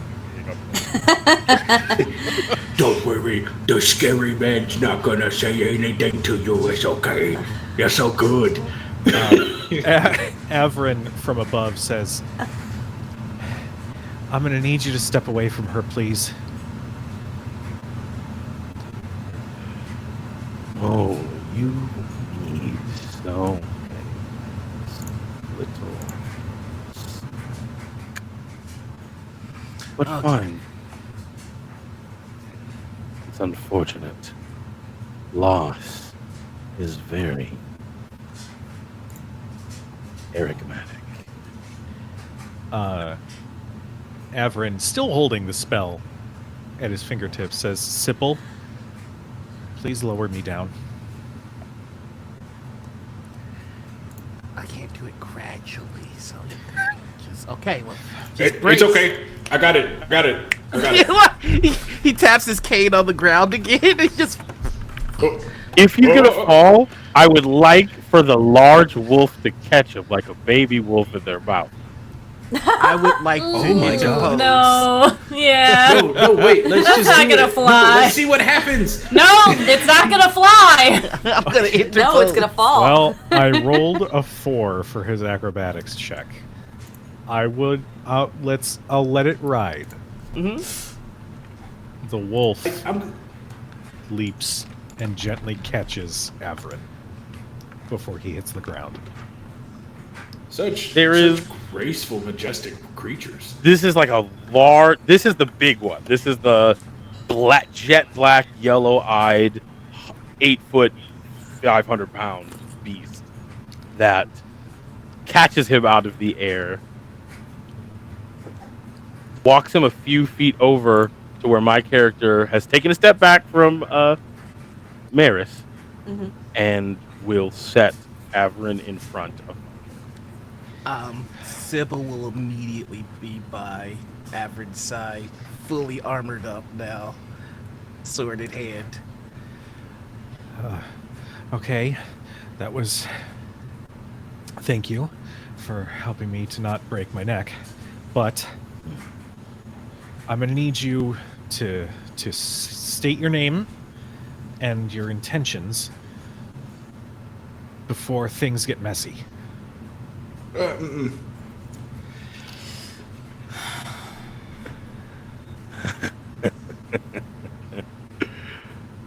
Oh, wow. That was a big boy demand. Is that what you are now? Big, strong, in charge. No. The ray of frost turns and manifests, and there's a sparkle of purple lightning in his hand. I'd like to, if I can, step in front of him and go, no, what he is protected.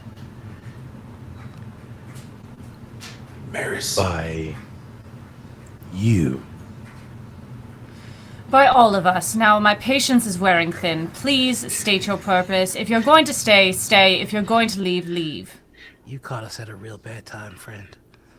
Joining the group now. Why is everybody so tense? Hello. Shut up!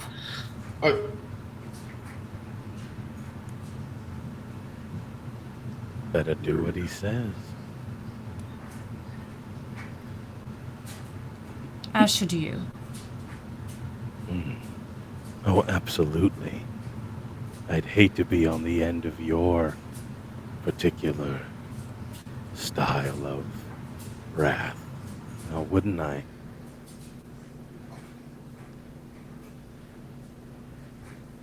Now, you asked my name. I usually don't get this far. People don't really have a chance to ask with all the screaming and running. I haven't really thought of it in some time. You can call me. What was the last person well, the last person of importance. You can call me King. You killed a king? One. I've killed several. They're quite easy to find and often fat and slow. What is it with people thinking that killing makes them impressive? You've destroyed a thing. What have you made? What have you created? No, you're right.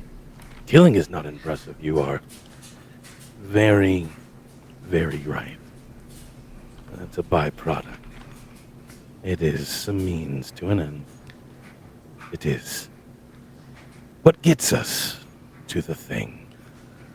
Now we're getting somewhere. Now we're making progress. What is it the byproduct of? What is the purpose of you?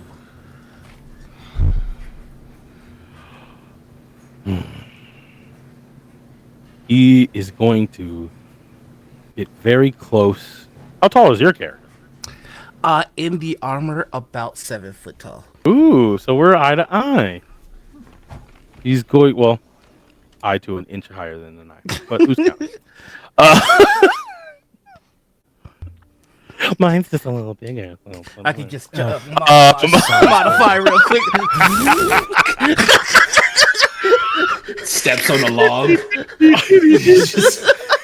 Yeah, steps on a log and then goes, "Oh shit, sorry, Marosha," and then he steps back off of the log. What the hell? What's going on? Bigger every episode. God. They take in, again, a whiff of you.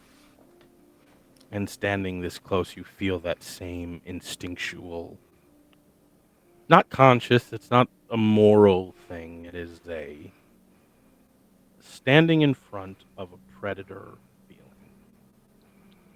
feeling. Sniffs you and says,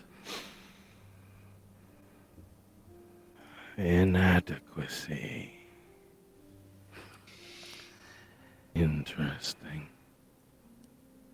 Though, you'd be surprised how unspecial that is. Oh! You're targeting my insecurities. Yes, I worry about being inadequate, but it is a problem to be solved, and I do love those. So I suppose my inadequacies are also partnered with my strengths. You feel the need to project other people's insecurities. That seems to be a defense mechanism, and if there's anything that I know about nature, defense mechanisms are often in place of a weakness that is exploitable. So what is it that you are hiding by trying to use my fear as a weapon? Or perhaps we share the same fear. Perhaps you are also inadequate. Everything about you screams fear, dread, murder, predator.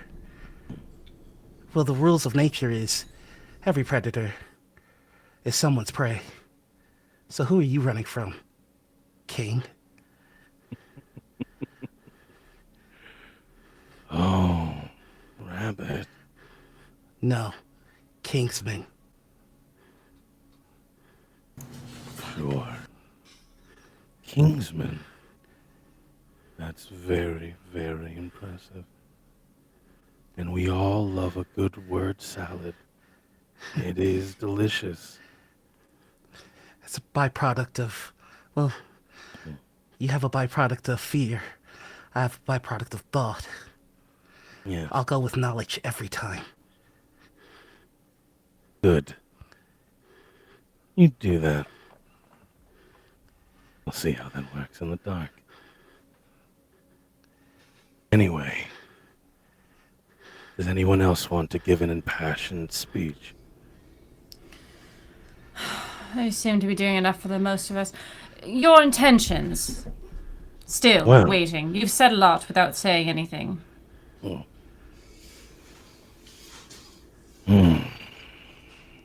Sorry. I'm the Your talker.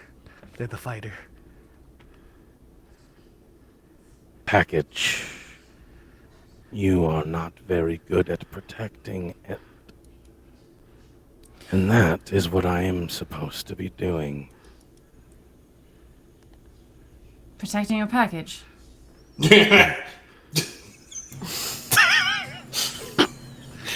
Marosha, not right now. We I might don't understand why everybody is so fucking tense. It's pretty cool. Kane, wonderful to meet you. Would you like to come sit down? Maybe we can talk a spell. What happened to... Come on. Everybody's all... Thank "Ugh." That is very kind of you. I appreciate that. Yes, you must be the intelligent one of the group. Yes. Thank you for noticing. Someone's just gonna look at Marosha like, right now? Hey, you don't get them often. You get them when you can. Yes, your package, your charge, your member, your weak, fleshy, bleeding thing. My apologies. We've met before. I'm sorry I don't remember you. If I left you after a night, I apologize. What? Wait, what? My package. No, Cavill. No. Your package is bleeding? No. You didn't say anything about that the last time. Do we need to talk? No, of course not. Cavill. I think he means Avon? Avon? One day. Avril Averin. Levine. Avon Levine. Avril Levine. Avril. Avril Levine. Damn it, now I'm doing it. Fuck. That's how I do it. Avon. Jesus. Oh, my apologies. Are you here to hurt or protect the package? Protect Oh. for now. I'm good if I have a say in that. I mean, you would have died if I wasn't here to protect That's debatable. It is. Okay. It's very debatable. Anyways, good. I'm glad that we finally have gotten there. Would you like to sit? Again? Yes. Thank you for offering me that a second time. Okay, And well, yet you there's stand. Boulaid over there. Please. And There is not Boulaid over there. What are you doing? Share your Boulaid, Marosha. I'm not sure. We just collected 3. I'm not trying to waste it all. Okay, Oh, there's Boulaid. I would enjoy some Boulaid. Is that gonna be the thing that brings us all together, Boulaid? Wait, what do you mean? It was you said always you gonna just be got Boulaid. 3? Why would you just Fine. You can have a cup of Boulaid. Oh, now you're Thank angry. you. That's so generous of you. Please sit, enjoy the fire. Enjoy your garnola, the boulade. Marosha will cook us something to eat. Right, Marosha? Yes. The armor's gonna It's recede. raining. He's just gonna walk back to the fire. Okay, is someone gonna insight check this guy? Gabble will not. Can someone please? How about the most I'll do intelligent it. character? I got it. I'll incite me. Everything's fine. No one worry about it. Please let your guard down. Sit by the fire. Sybil, please. Yeah, just take off your armor. This guy says he's chill. Well, no, it's a free action for me to put it back on. But like, okay, I don't like rolling against other players. It feels icky, but okay, I'll do it. All right. If If feels you're rolling insight, icky. King, go ahead and roll either persuasion or deception. And also, I'll have you know, insight is wisdom. I am an intelligence build. Maris is going to also, if that's okay, because he touched her hand and Yes. scared her. Okay. Yes. I love you, nerdy, but we've been through a lot in the last 2 hours. Oh, that's a 21. I'll take a 21. Hell I rolled yeah, it is. I rolled a 7. That's why the armor came off. y'all looking at me to figure out people. It's Sybil. You don't know people. King, what was the number that you rolled? Don't tell me which one you chose to roll. I didn't even roll. I was gonna tell you the truth, but okay. Give me a second. You didn't tell me I needed dice. Well, the number that I rolled. Let me get my character sheet out. The number that I rolled was 21. Oh. It's a tie. I would like to inspire. Okay. Oh, no. Luck. Do you have any luck, Maris? I do. Do it. You could do one luck Do it. and that would work. Oh, But Quito. King can also use luck. Is the thing, though. Does King have luck? King does have luck. King has 2 luck. Sorry. Spoiler So- alert, I guess. So I will do the old role play-a-roo. Tell me what you want, and I'll Which decide you really, really want. from a mother's perspective what I believe. I'm gonna use the old noggin. I'm gonna use my own insight check.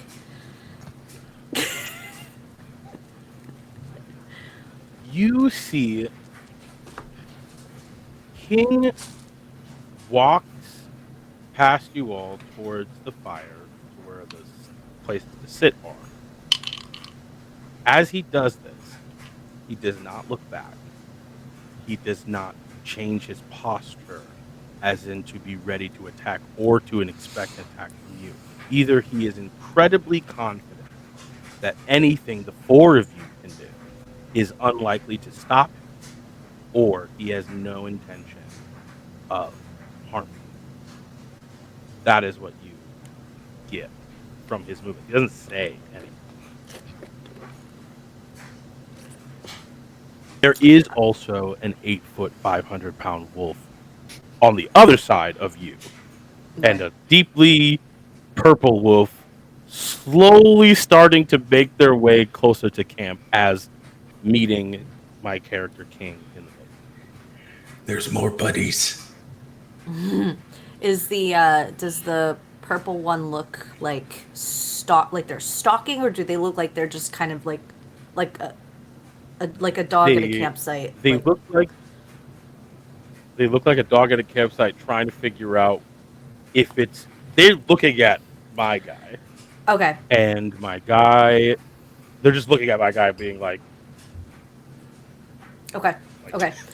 I'm gonna go over to Gavel, and I'm going to kind of like pull a little at the hem of your shirt.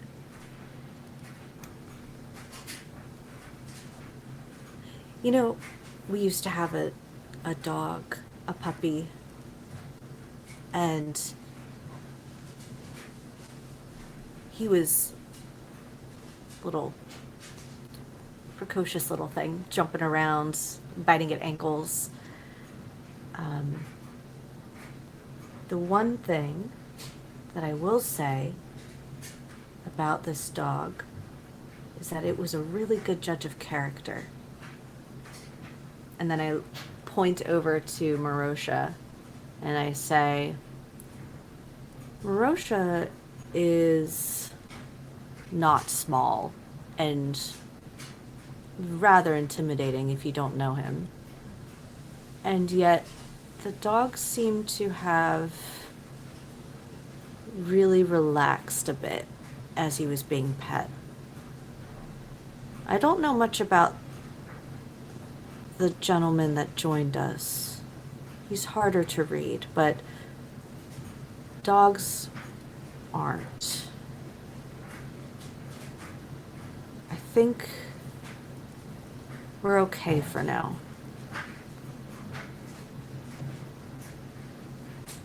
All right. I'll get some firewood. Gavel walks off into the forest. Hey, Walk right next to King. hey, Sybil, you think King will let me ride the big one? You know, I'm fairly certain that you'll be threatened regardless. I'm gonna ask. Not right now, but I'm gonna ask. or it could be. You know what? I should ask. He's drinking my Boulade. I should ask. You know, I do have to ask you something, Rosha. What's up? Two questions. One, this is someone, obviously, with the means, ability, and inclination to do us harm. And that's not what triggers your anger. It's the Boulade. Mm-hmm. What's your second question? What's your connection to He Who Lies? Right now? You want to talk about this right now? Like You'll is this- see King's head tilt ever so slightly in the direction of that conversation. You think the time and place? Like this is the opportunity. Or you're trying to make me angry. That's what you're doing. Okay. No. I understand. No, you are smart, and I think I found comfort in not seeing it, but now that I do, the show is much more flagrant, obvious. This king, I believe, wears his insecurities on his sleeve to protect something, but you, I believe, wear your foolhardy nature on yours. I admire the one who seeks the truth or whatever. I think I need to start looking for it too. So that's probably the most insightful thing that you've said since we started this little thing that we're doing. And to answer your question, both of them, the Boulade and the second one, it's easier to play the fool in the eyes of men who think they are wise than it is to compete with a fool who thinks they're wise.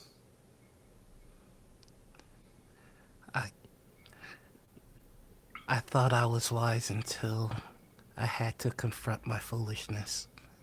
And now I see you. Confronting your foolishness is the wisest thing that you're doing. And it's not foolishness. It's clarity. And I'm happy that this Sybil is back with us. Don't bring the other one. We don't need him. I'm sure this king will let you ride the big one.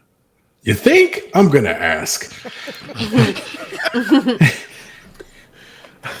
So I used to have an apple cinnamon flavor, but they were discontinued. They're seasonal, I think, only during the festival season.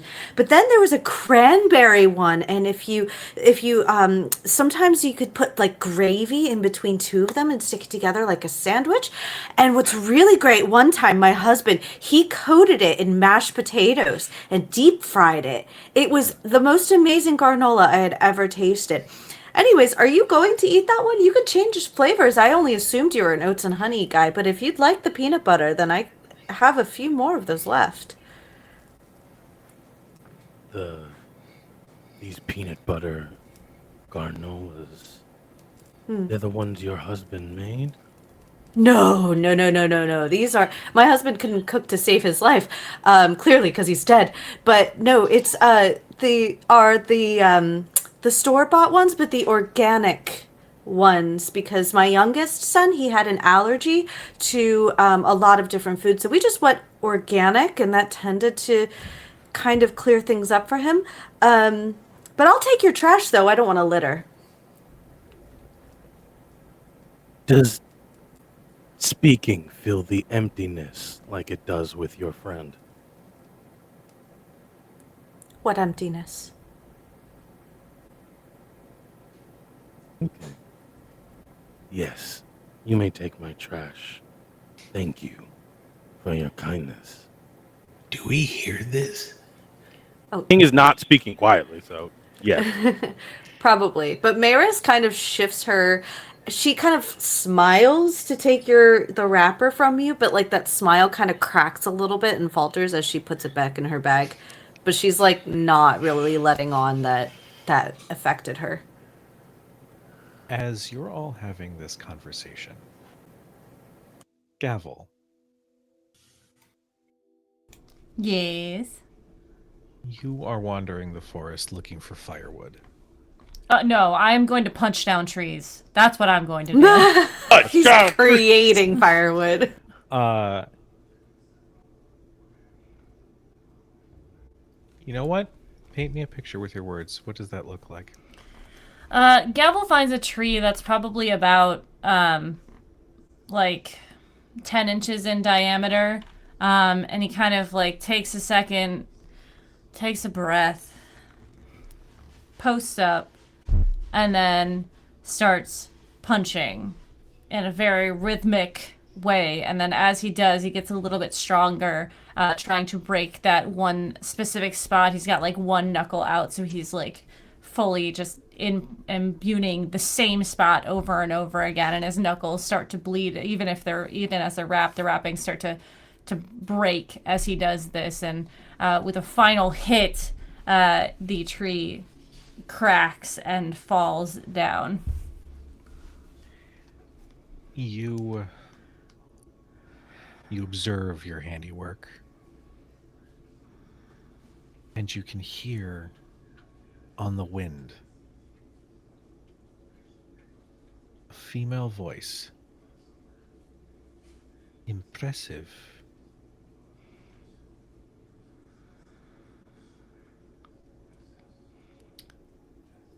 I remember that voice. As you should. And you can hear that voice sort of swirl around you a little.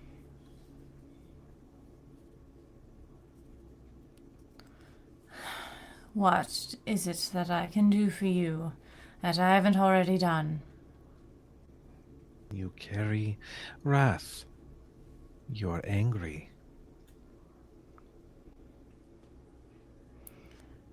I am working through it. Yes. Oh, I see that. My curiosity is purely just to see if that wrath will become your weapon or your curse. Which would you choose?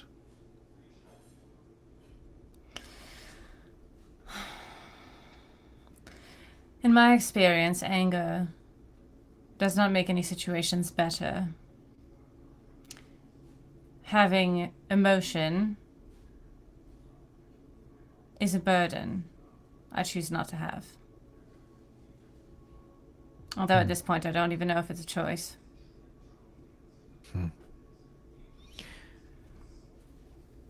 As you say these words, that voice, that breeze that sort of circles around you slowly manifests into a vague humanoid shape that slowly just sort of starts walking around you like a wolf stalking its prey.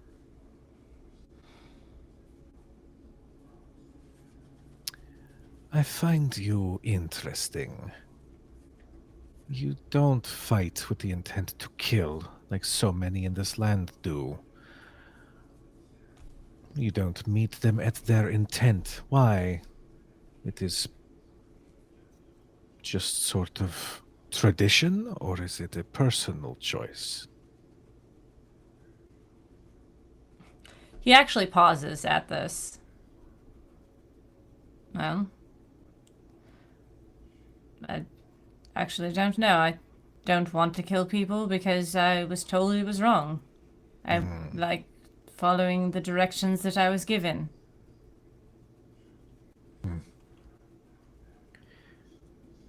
How rare that someone would follow that direction so faithfully when danger is around every corner. It is impressive. I find you impressive. I think Thank I you. should like to remain for a while. I don't think I have a choice in the matter, do I? You always have a choice. I am not some demon or ghost hoping to pilot a soldier to carry out my will. No. I follow you because you intrigue me. And I'm curious to see if our decision to make you one of the four was worthwhile.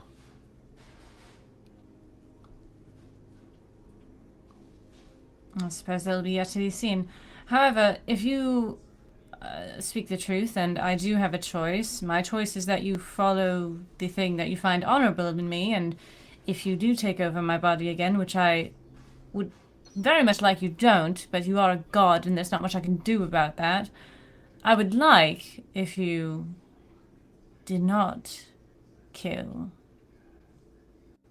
It's my body, and I have made the choice not to.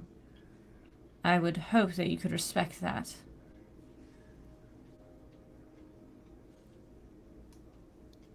The walking round stops, and the image clarifies a little bit more, and you see armor, large pauldrons, an impressive chest piece, hair pulled up,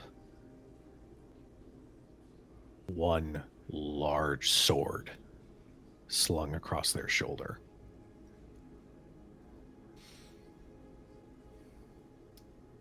If that is your wish, if that is how you preserve your honor in combat, then as she who conquers, I will honor that request, should I decide to step inside once again. But I don't wish to do so without an understanding in place. I do not wish to pilot you as though you were some vehicle. I only stepped in because I had a message to deliver to that fiend. If you so wish my help, then call for me. And I may yet provide you assistance should you require it.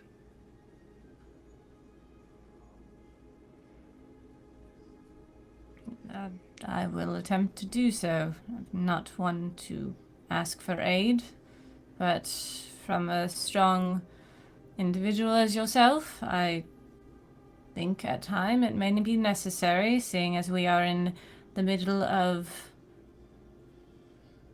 A lot. Speaking of which, and she approaches the tree that you had knocked down, and she places her hand on the wood and just presses down, and you watch as the wood immediately buckles and gives with little to no movement from her. It's as though she is moving her hand through water.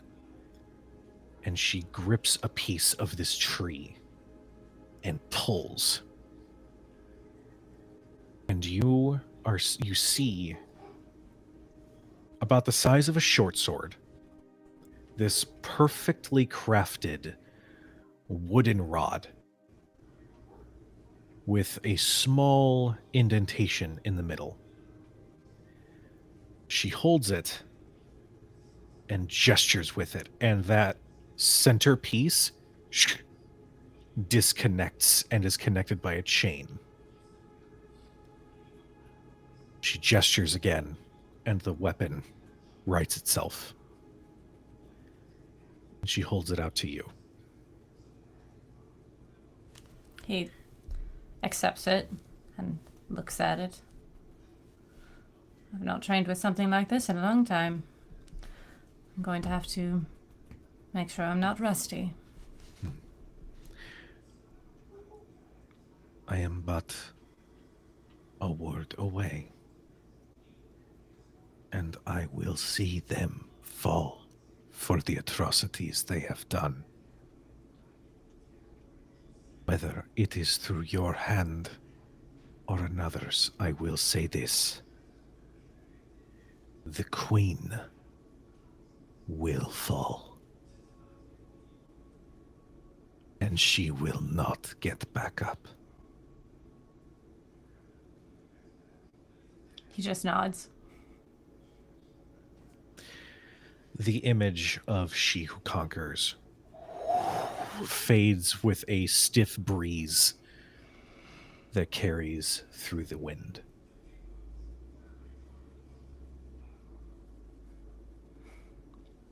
Takes the staff and attaches it next to his other staff on his back and posts up on top of the wood and begins to punch down at it to break it up.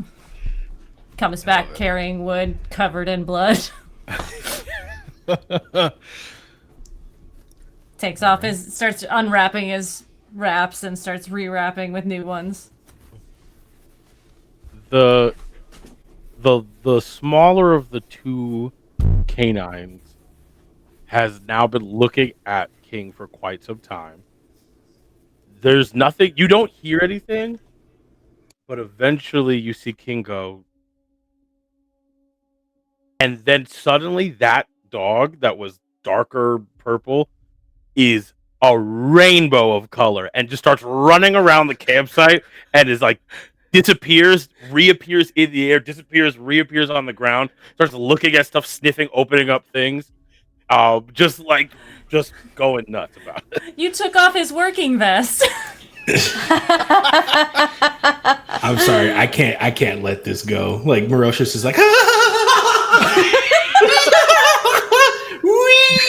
like he's just having a great time. Does that big one do that? You are welcome to try and run from it. Not from.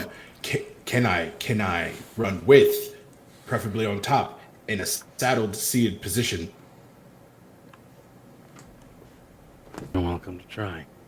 Oh fuck yeah, I'm gonna try. Roll initiative. No, just kidding.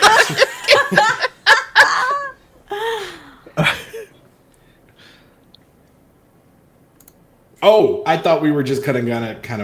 Yeah, you try it? How about we will work up to that as this camp settles in for the night. We are going to my Miri. Oh, thank you so much for the raid. We are literally wrapping up. Papa! That just means by Twitch law we have to keep going. That's the rule. I can go for another 10 minutes. I think we need to see if somebody's able to ride a big ass wolf then. Well, you know what? Marosha, make an animal handling check. Never say I never did nothing for you.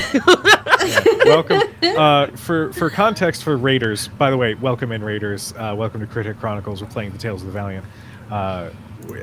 Marosha is going to attempt to ride a fucking 8-foot tall, 500-pound wolf made of shadow and nightmares and scary. Prismatic pooch. Sorry.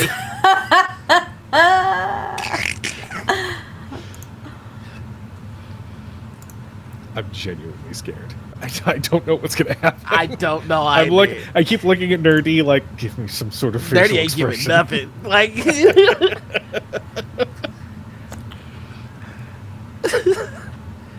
you're muted.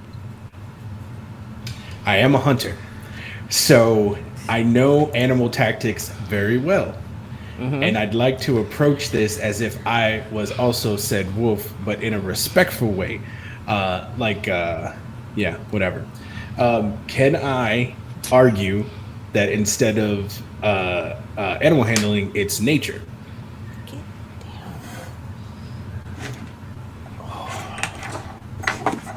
I don't want to give anything away. You know what? I'm going to leave it to Nerdy. King, you tell me.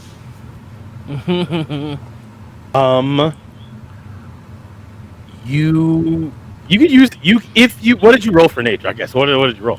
Oh, I haven't rolled yet because I don't want to. Yeah, sure. Yeah, I say use nature if that's what you think is best. This is like the rune thing. It feels just as hype as that. Here we go. And no, I'm not using this one. I haven't rolled yet. I'm switching die. Last minute calling audible. And I'm using this before you even roll. I'm gonna give you my inspire. Hey, save it. Out of all the respect, save it. Because I'm taking a picture of that because I don't think anybody's gonna believe me. That's a natural fucking 20, baby. I'm putting it in the chats to ensure that I'm not lying. No, I trust you. It's just the face I made is purely that, I want to record every critical that is rolled in the Chronicle, and I just have to kind of come to terms with Marosha rides the doggy as the nose. Yeah, so that's a total of 23. So That's amazing. with a 23 in your nature check, you realize after like taking a second to really look at this creature, the shadow that it casts doesn't follow the light, and it moves towards where King is sitting, and his shadow doesn't match the light, and it moves towards where the wolf is sitting.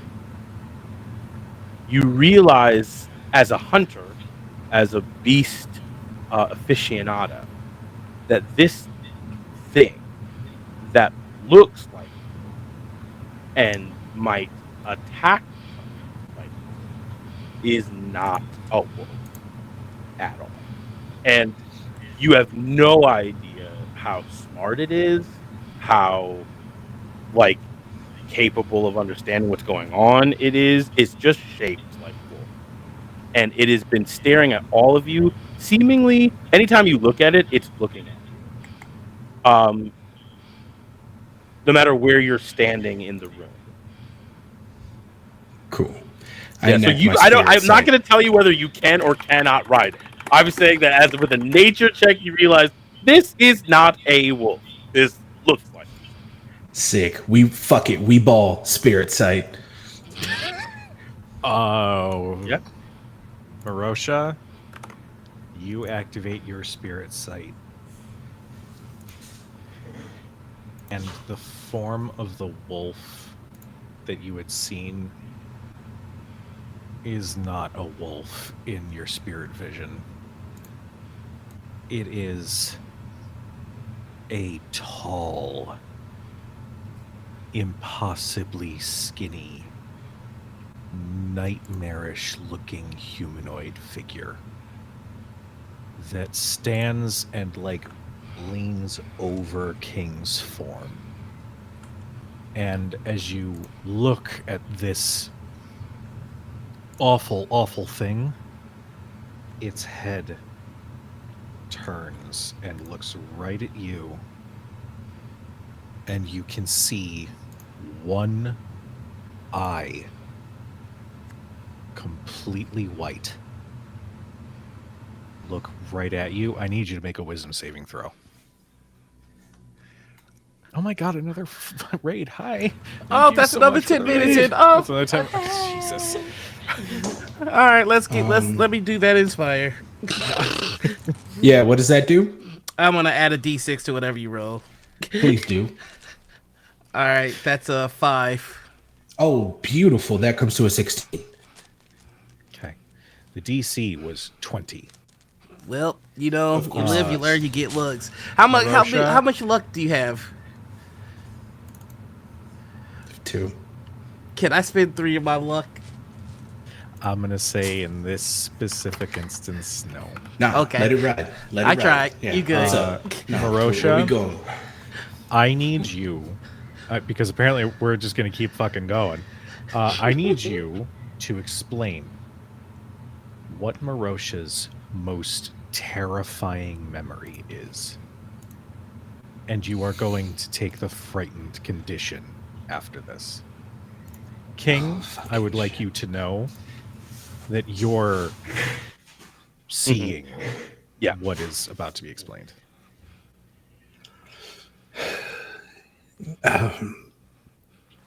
We were coming in off of a load. We had barely escaped, but it was magnificent. This was pay dirt for us at the time. And it was almost as if fate and the elements spoke to each other beforehand, because as we leave the dock, clouds go so dark. The waves start to pick up, the winds howl, the sails begin to shred, and the rain just tumbles in bucket loads. We're shoveling water after water, but it seems like if we can't get this, we're capsizing. Lost in the middle of the ocean, a lightning strike hits the top of the mast, and it feels like it reverberated right down into the hull, and the side blew completely off next to the cannons. Marosha remembers standing, and then he remembers drowning. It gets dark. The water swirls around him, and the heat from the fire on the ship turns into an icy cold hand. And the deeper and deeper he travels, any remnants of the light of the fire from the boat cascades away and is shadowed and surrounded in complete darkness, and almost as in a gentle hand, the sea whisks him out miles away. And that was the first time that fear actually set in, the fear of loss, the fear of the uncontrolled, because for the first time he was at the mercy of everything. The elements had him, and there was nowhere for him to go.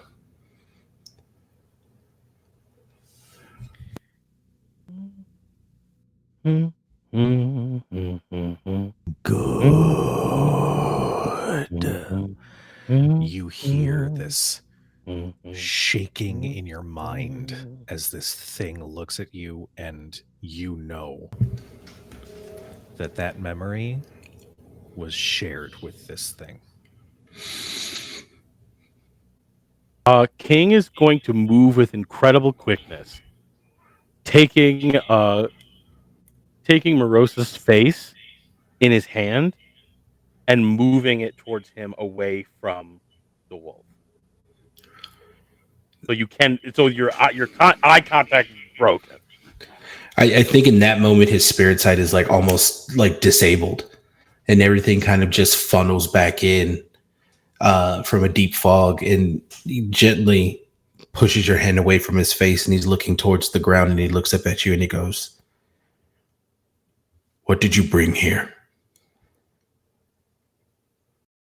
I brought the thing that was going to keep you all alive. And apparently, something that you all need to be much, much more acquainted with if you are gonna make it out of here. Fear is what I've brought. And I am here to show you how to wield it, rabbit. And then go back to sit down And quietly sip his Kool-Aid. That is where we're going to end tonight's session. I feel like King arrived because we were a little too goofy. Y'all are feeling yourselves too much. I love it. So Every comedy needs a straight man. Like, don't you're all too goofy. So, okay, I'm gonna be giddy about this one for a while. Before we wrap tonight's episode, let me just welcome Nerdy to our beloved party. Hello, everybody. As he would like to remain. Like as a thing? Like this is a thing? Is it a thing? I mean, the original talk was to hang out for a little bit. I mean, I'm gonna Yeah, leave it to Nerdy if he wants to who leave. knows what you get? Like, this is the part in Mighty Ducks 2 where Russ Tyler brings you to the black kids hockey team, and you learn how to play a little different than you've been playing so far. Yeah. You were brought in to wrangle us. That's what it was. That's what it was. Yo, we got Scarecrow on our side. Let's fucking go. So, before we wrap up tonight's session, let's go ahead and reintroduce our players. LB, where can we find you? Hello, everybody. I'm LB Hack'em. You can find me at LB Hack'em on the Blue Sky and Instagram. You can find me at Hack Recklessly on Twitch and YouTube and Spotify, where we do Monster of the Week games. The next time I'm going to be live is on Hack Recklessly tomorrow. We're going to be starting Silent Hill 2, which I am very excited about because I have not played it before. And then I'll be on hiatus for a bit because of people visiting, but I can't wait to come back in 2 weeks and see what y'all have gotten up to. That's me. All right, Noir, darling.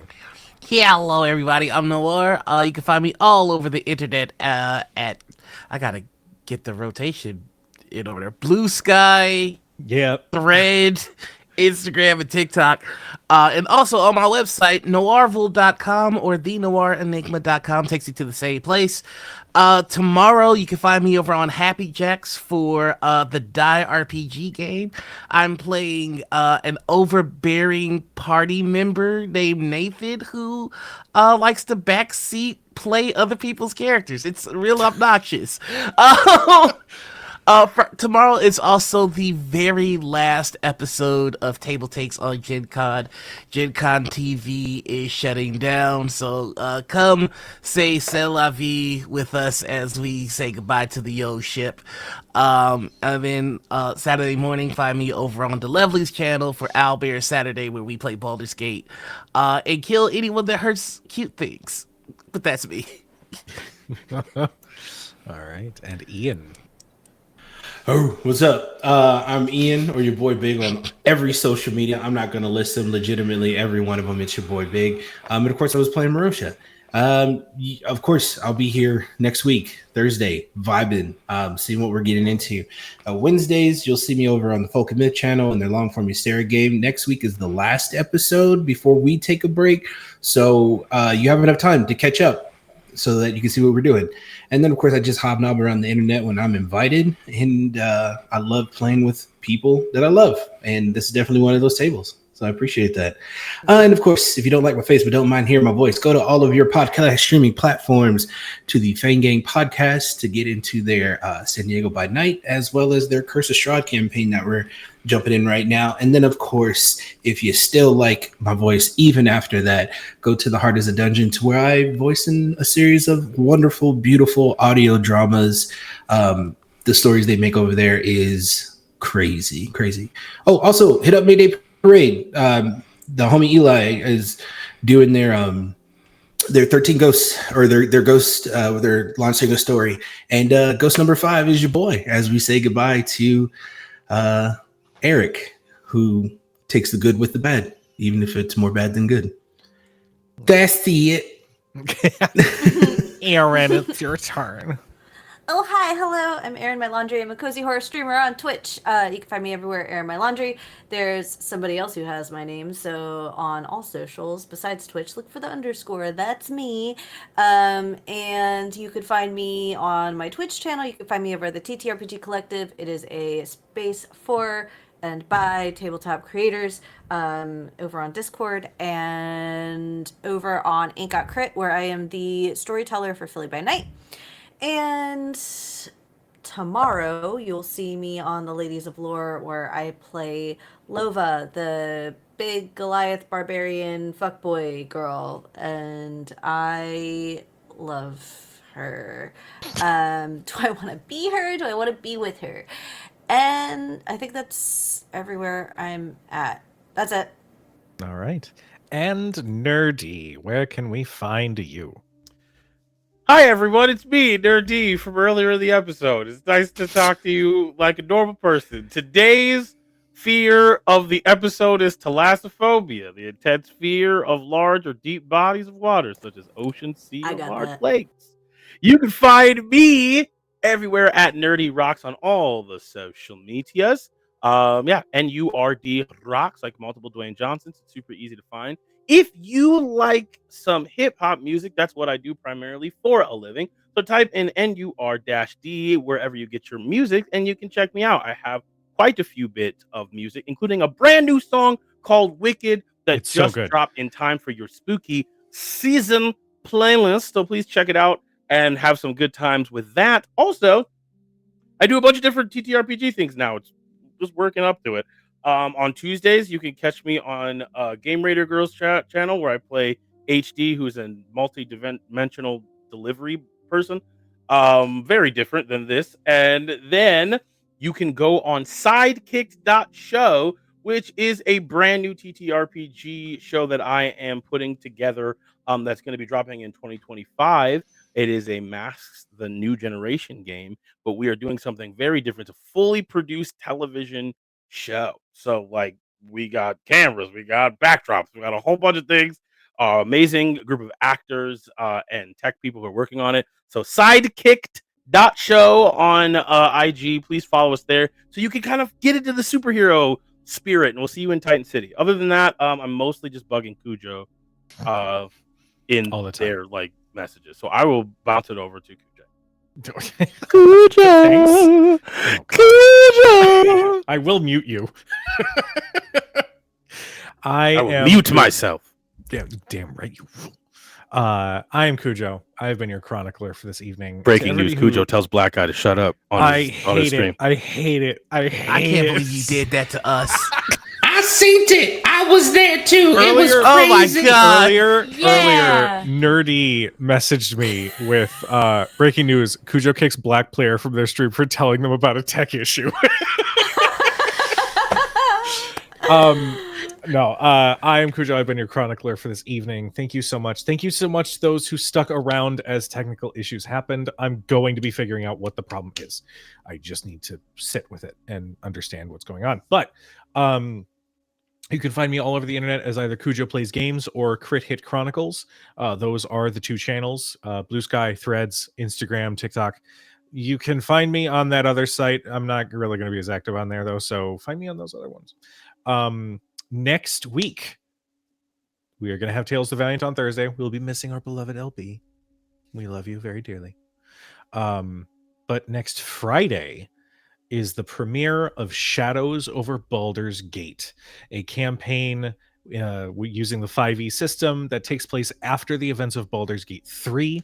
If you have not played that game, if you have not beaten it and don't want to be spoiled, don't watch it. I love you and I appreciate the support, but we have to talk about some of the stuff that happens at the end of that game.